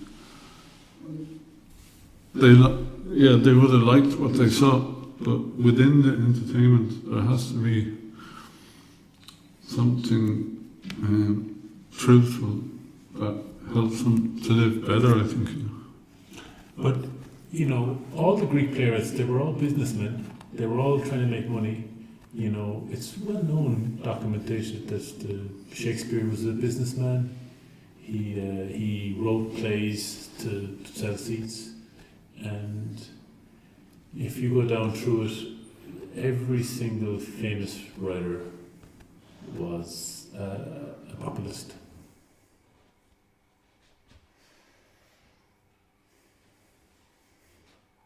My next clip is titled "What's the Worst Thing Someone Could Say About You?" And there's no answer on the clip.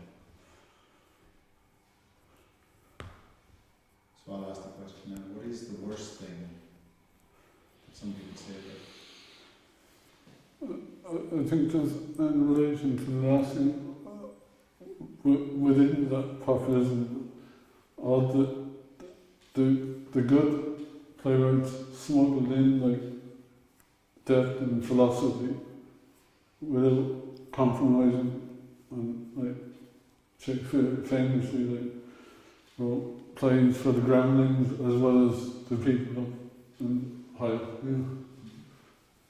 So, sorry, what was this question? The question I asked was, what is the worst thing that somebody could say about you?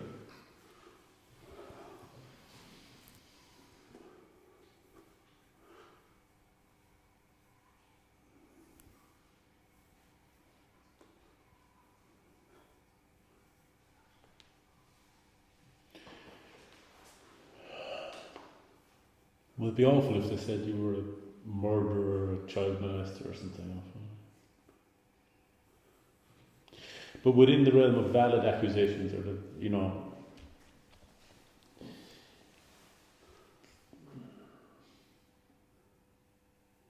maybe to say I'm stupid or ignorant, or I don't listen. Yeah. What was the last one? I don't listen. You don't listen.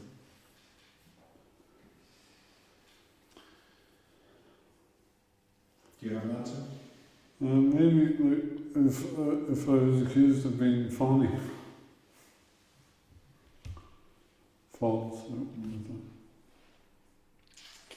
Why would that upset you?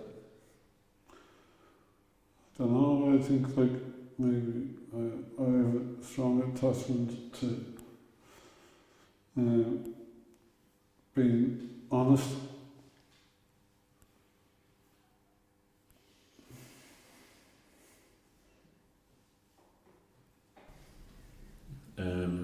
But yeah, is it the first time we've done something together since, well, you could say Marky met Sherry, but I was just your assistant in that as far as you were concerned.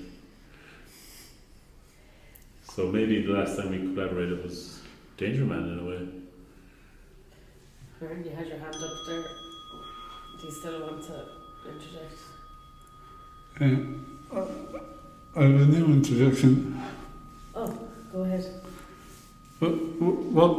How did you see your role in Marky met Sherry?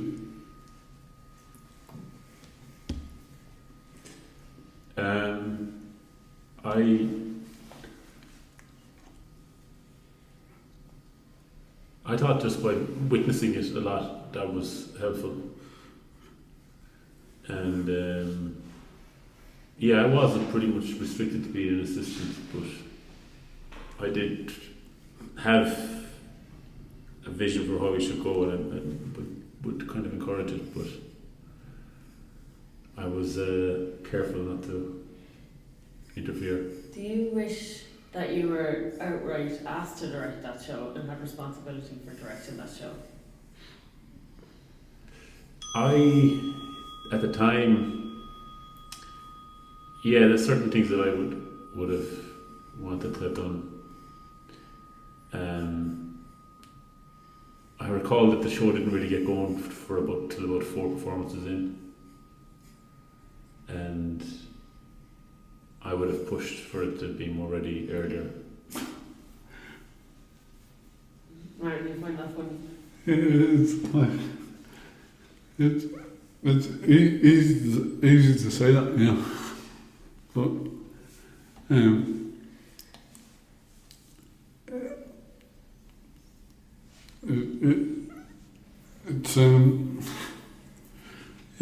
it's easy to say.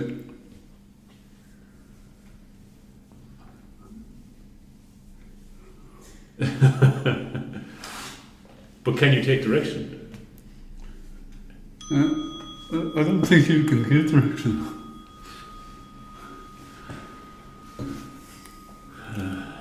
Yeah, I don't know. Maybe I was wrong, but what I always got the feeling was that Mark didn't want direction. So now he's saying that I was too agreeable. If you got the feeling that he didn't want direction, why did you keep trying to direct him? You didn't.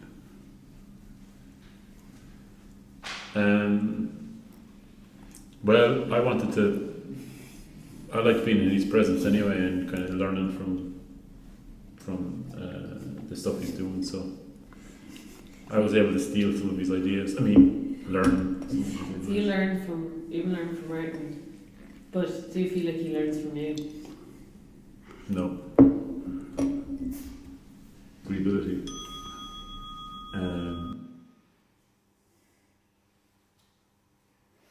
Is that true? It's true, isn't it? It's true. I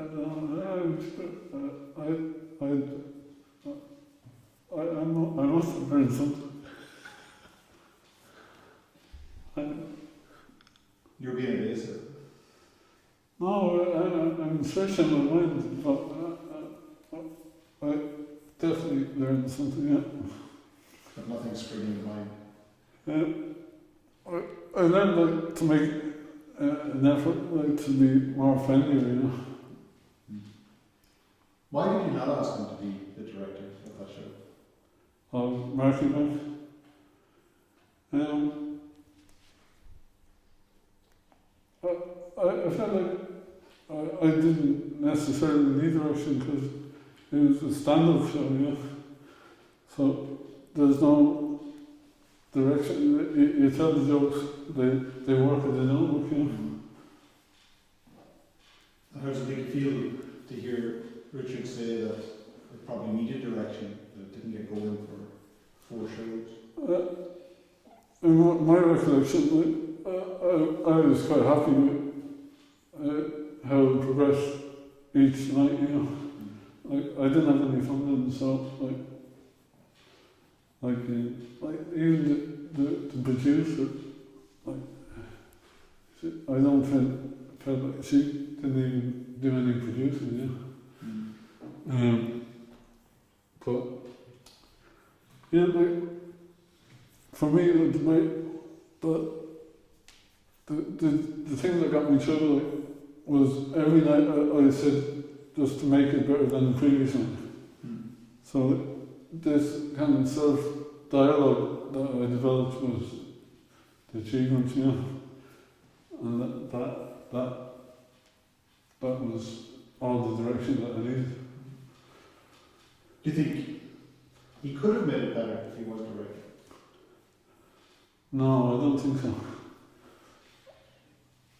Just my experience in I am Martin Shy, I found it frustrating. He'd try and help me in Cork and introduce things, and I'd ask him to justify it, and I just couldn't understand his logic. So. Is that right? When I helped direct I Am Martin Shy down in Cork, was it? Yeah. Remember we were in that kind of abandoned space? Yeah. And I struggled to kind of find a form with that, you know? Yeah. I just came up with some kind of spiral or whatever. But I don't deny the support was invaluable, you know?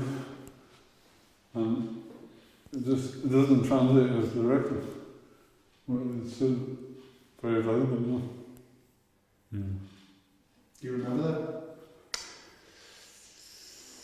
I remember that I was kind of a director for I Am Martin Sherry, alright, at the start, around then.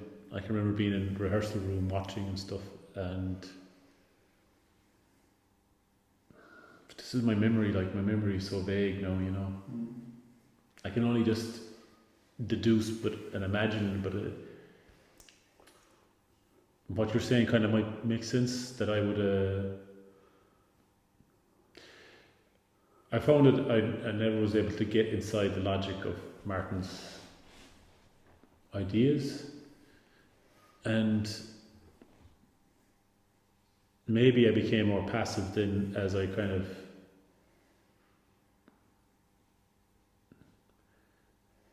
as I was seeing him solve the problems himself anyway, and then it's it was kind of redundant for me then I could see okay, some of these suggestions I'm making are redundant, you know, and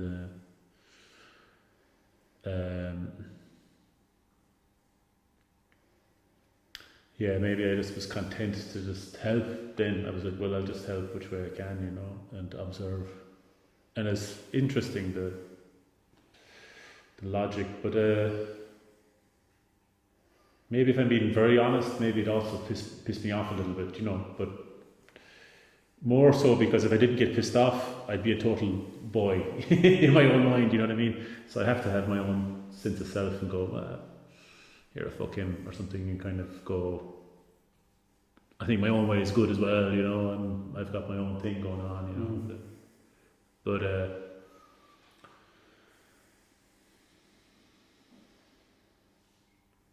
yeah, I've learned in this process that pattern repeats again, whereas in Dreams of Love we actually fought a lot in that was our first project together. We used to have these big fights and we'd be shouting at each other and everything, and Zita was with us and she would be freaking out, but we didn't mind the fighting then. For some reason it was okay, but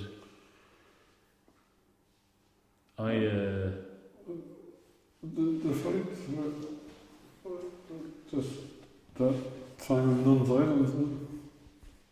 I don't remember that one. That was just, we were having stress kind of bringing in the roof.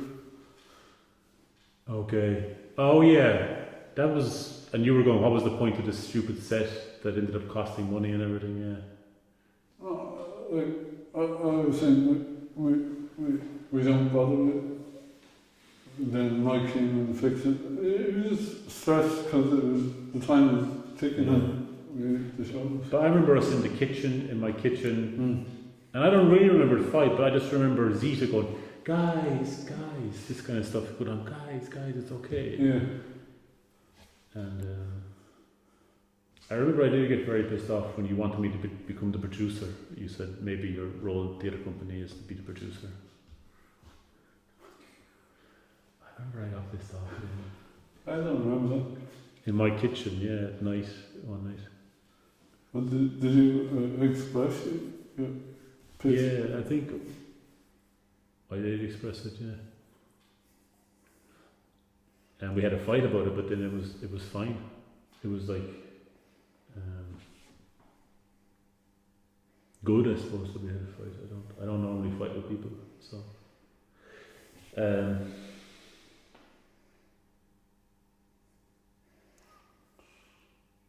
But I was a bit hurt that we fell out again this time, you know. This time. Yeah.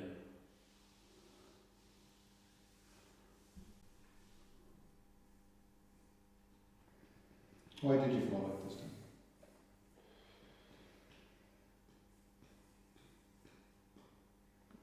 Well, I accept what Martin says, that I got passive and started to disappear a bit.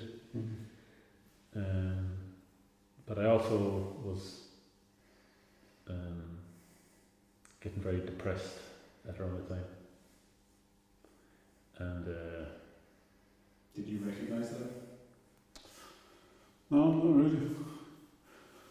Because like he finished his novel and he said like he wanted to dedicate his remaining time to working on this project, you know, and I was looking forward to that. And then it just the opposite happened, you know, and then there was another project happening which he initiated, so it didn't make sense to me. And how did you describe your feelings to him at the time? What you were feeling? I suppose I didn't directly address it, you know, because I was fairly angry, you know, like I thought this project, invested the whole winter in this project, and for it just to evaporate like that, you know, was and I have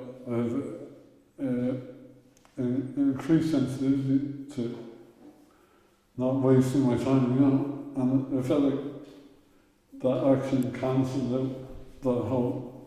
So I didn't contact Richard directly, and I think I was away, and then I came back to the island, and then Richard called up, and then we spoke about it. What was that conversation like? Well, I'd left and gone to America, and then I think when I just landed in America, I got a text from you saying the project was called off, because you were like, there was no explanation really, just you called off the project, and at first I suppose I was just like, yeah, I was kind of like, well, I was like, I have actually taken out the month of February for this, you know, I put this month in to say we'll really concentrate on it, and but then I was also aware, I was like, it's a pattern in my life, you know, when I get depressed. I don't think anyone knows about it, and I don't really feel sorry for myself at all. But it just, my energy is gone, and my enthusiasm is kind of gone in some way, and I get inward, and people get pissed off at me in general, and I'm trying to work that out now. But I was like, fuck it. I was pissed off that I was like, just when I get depressed, I'm like, am I not allowed? This is my own self-pitying kind of thing, you know. Am I not allowed not be present for one session and then everything's gone, you know? So I felt self-pity, yeah. But would that be the overriding emotion you think you would use to describe it? Self-pity? Well, it's complicated, you know, because I was also worried that I'd pissed Martin off, I suppose. And yeah, but the overriding emotion, I suppose, maybe. But it was also like I was going, well, there's probably more to the story than I know as well. But I don't know. Are you aware that he gets depressed, Mark?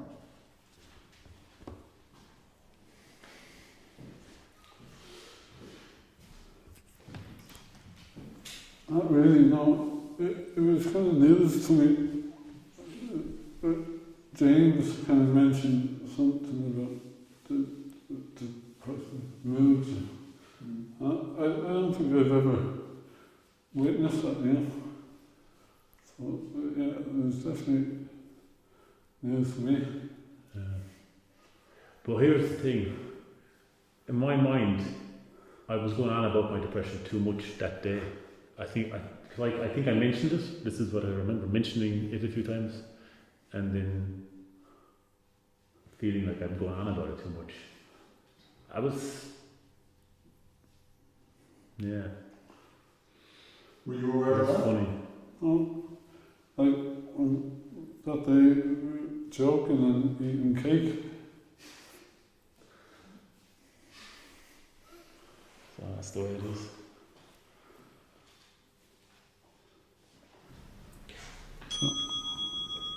Do you think, Dick, you're more interested in answers than Martin is?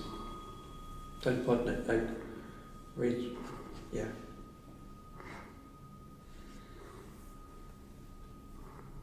I don't know. Do you think Dick is? Yeah, I think so. And we had an earlier session, and he talked about when he was younger, he had this persona where he was known for his theories. And I remember when I was that age, it was all questions, and I was just confounded. I was confused all the time. Yeah. And I had no answers. I couldn't articulate anything.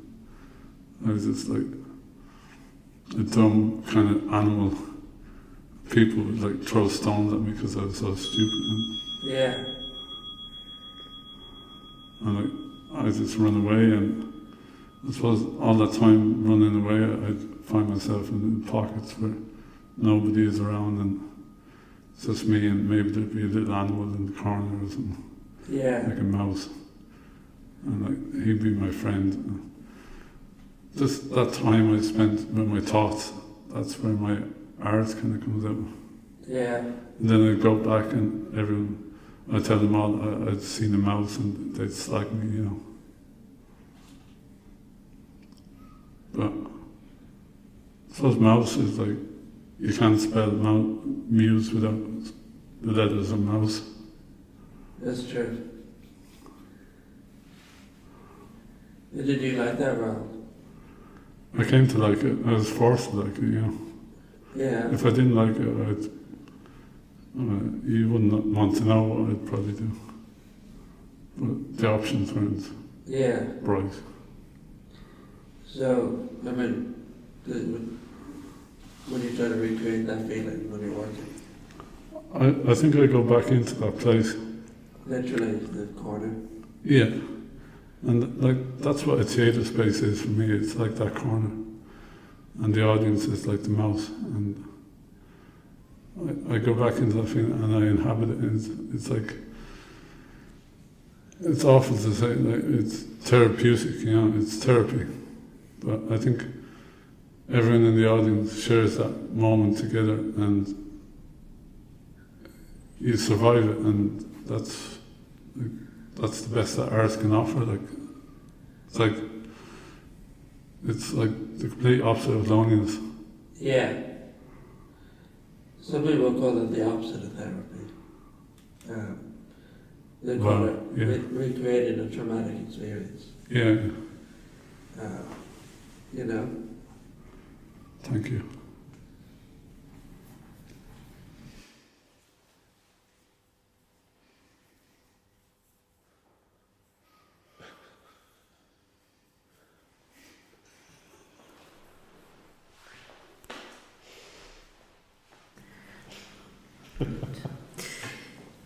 It is possible that you can live the wrong life. Discuss. I suggested it because I came across that quote, and like, I realised, like, I worked in a hotel and then at a factory, and all that time I only went to like 2 plays, and they're invited by someone else. So like, I didn't have a sense of theatre as a viable thing. And then now, like, I'm in it, so that makes me understand the quote to a certain degree. That, like, art is more my right life than not.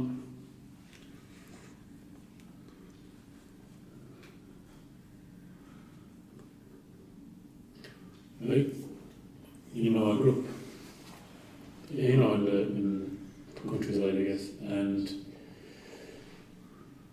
it was always kind of, there was a generational gap between my generation and my parents' generation, in that we were going to college and they weren't, my mom was a teacher, right, but most of the men, let's say, hadn't gone to college. And the whole question of leading the right life seems bound up in possibilities, you know, so it's like, I always am a bit freaked out by it, because I go, if I didn't have the possibility of going to college, I'd be at home working in a farm. And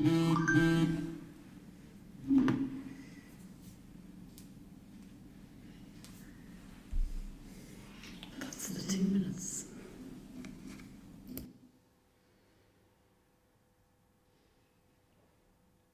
This is the last day, is it?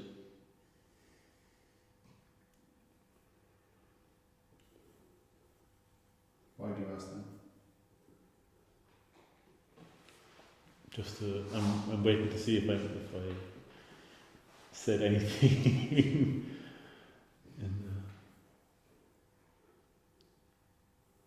Do you remember the last day?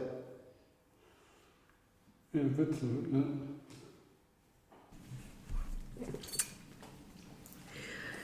What do you love about the process of making theatre?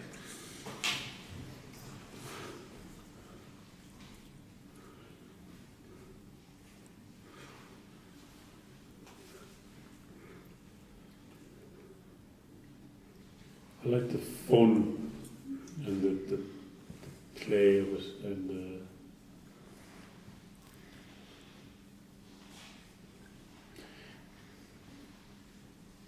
I guess it's the opportunity to speak and be listened to as well. It's pretty cool.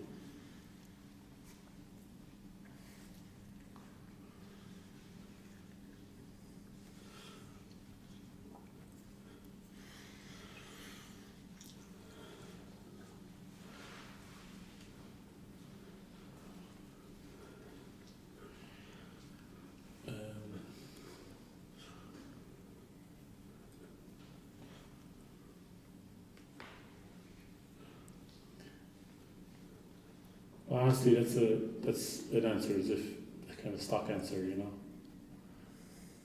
moment, it's not clear to me at all what the point or fun is, you know, and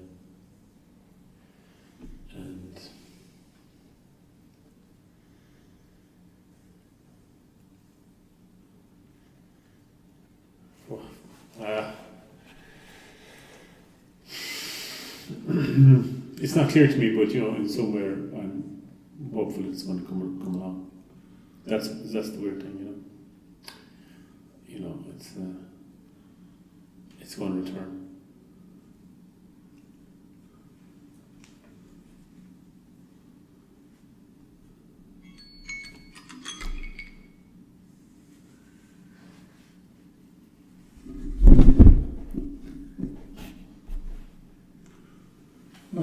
I love when you translate the text into a 3D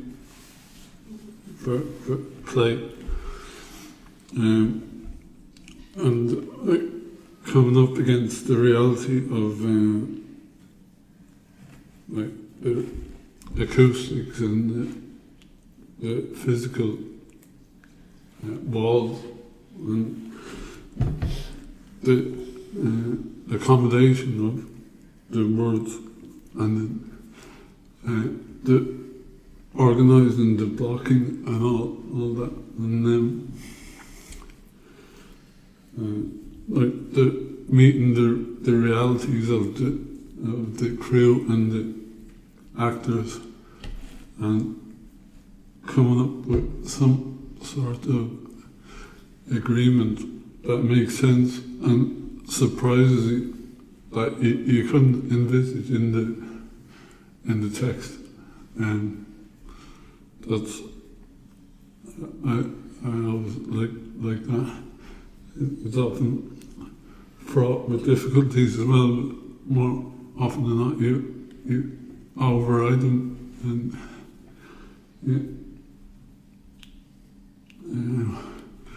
I think I like the problem solving of that more than the performance of the first night or the last night or anything,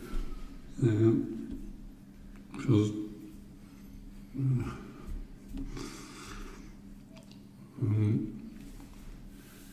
and I like the text being difficult to translate to the space.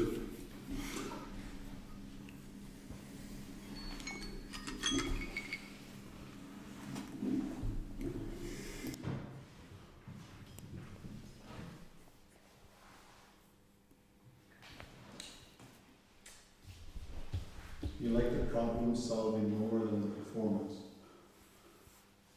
Yeah.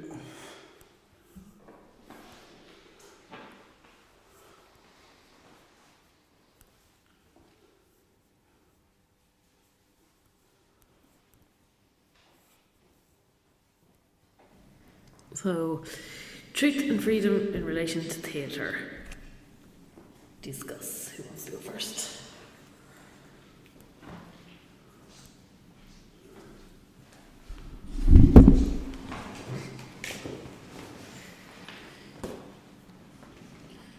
I think it's the best fun, you know.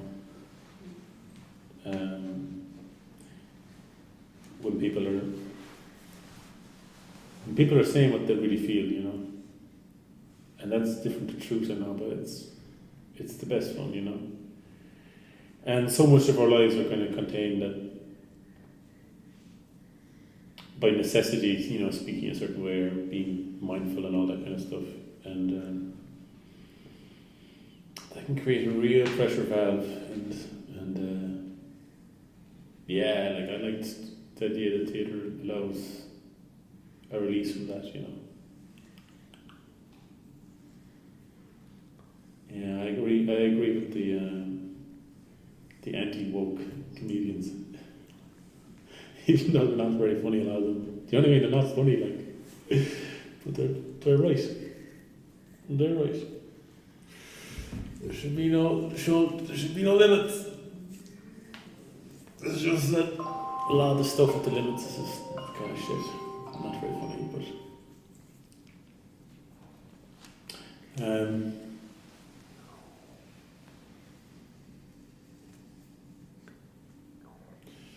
be honest, sounds like it's super part of modern living, you know, modern socialized urban living, to need the outlet of free speech in some way, or kind of.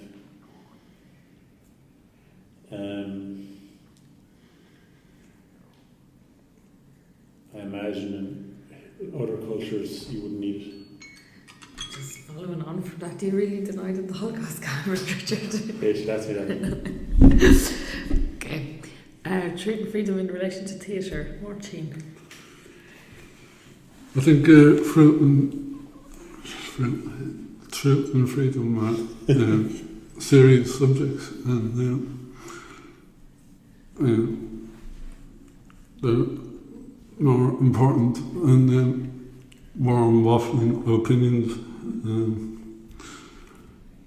And when you have a commitment to those values, it creates art that is worthwhile seeing. And if you abuse those things as just words, then it's wasting everyone's time. And I find the problem of, like, the question is, do you represent truth and freedom? There's a particular, like, problem that the theatre offers for examining those terms. Like Tim Crouch said, theatre is a problem of representation. I'd agree with that, and that kind of equation helps yield interesting stuff for me. And I think John Berger had a conversation with a guy, and they're talking about in theatre it's possible to have a moment from the past, the present and the future integrated into one moment. And that's afforded in the medium of theatre. That's exclusive. Do you want to finish that thought, or? No.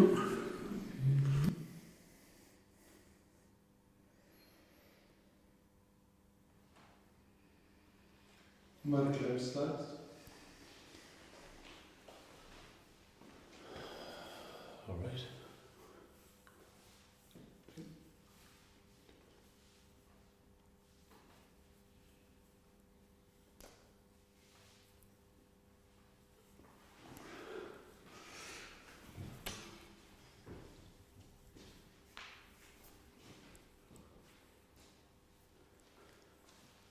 Take a bow.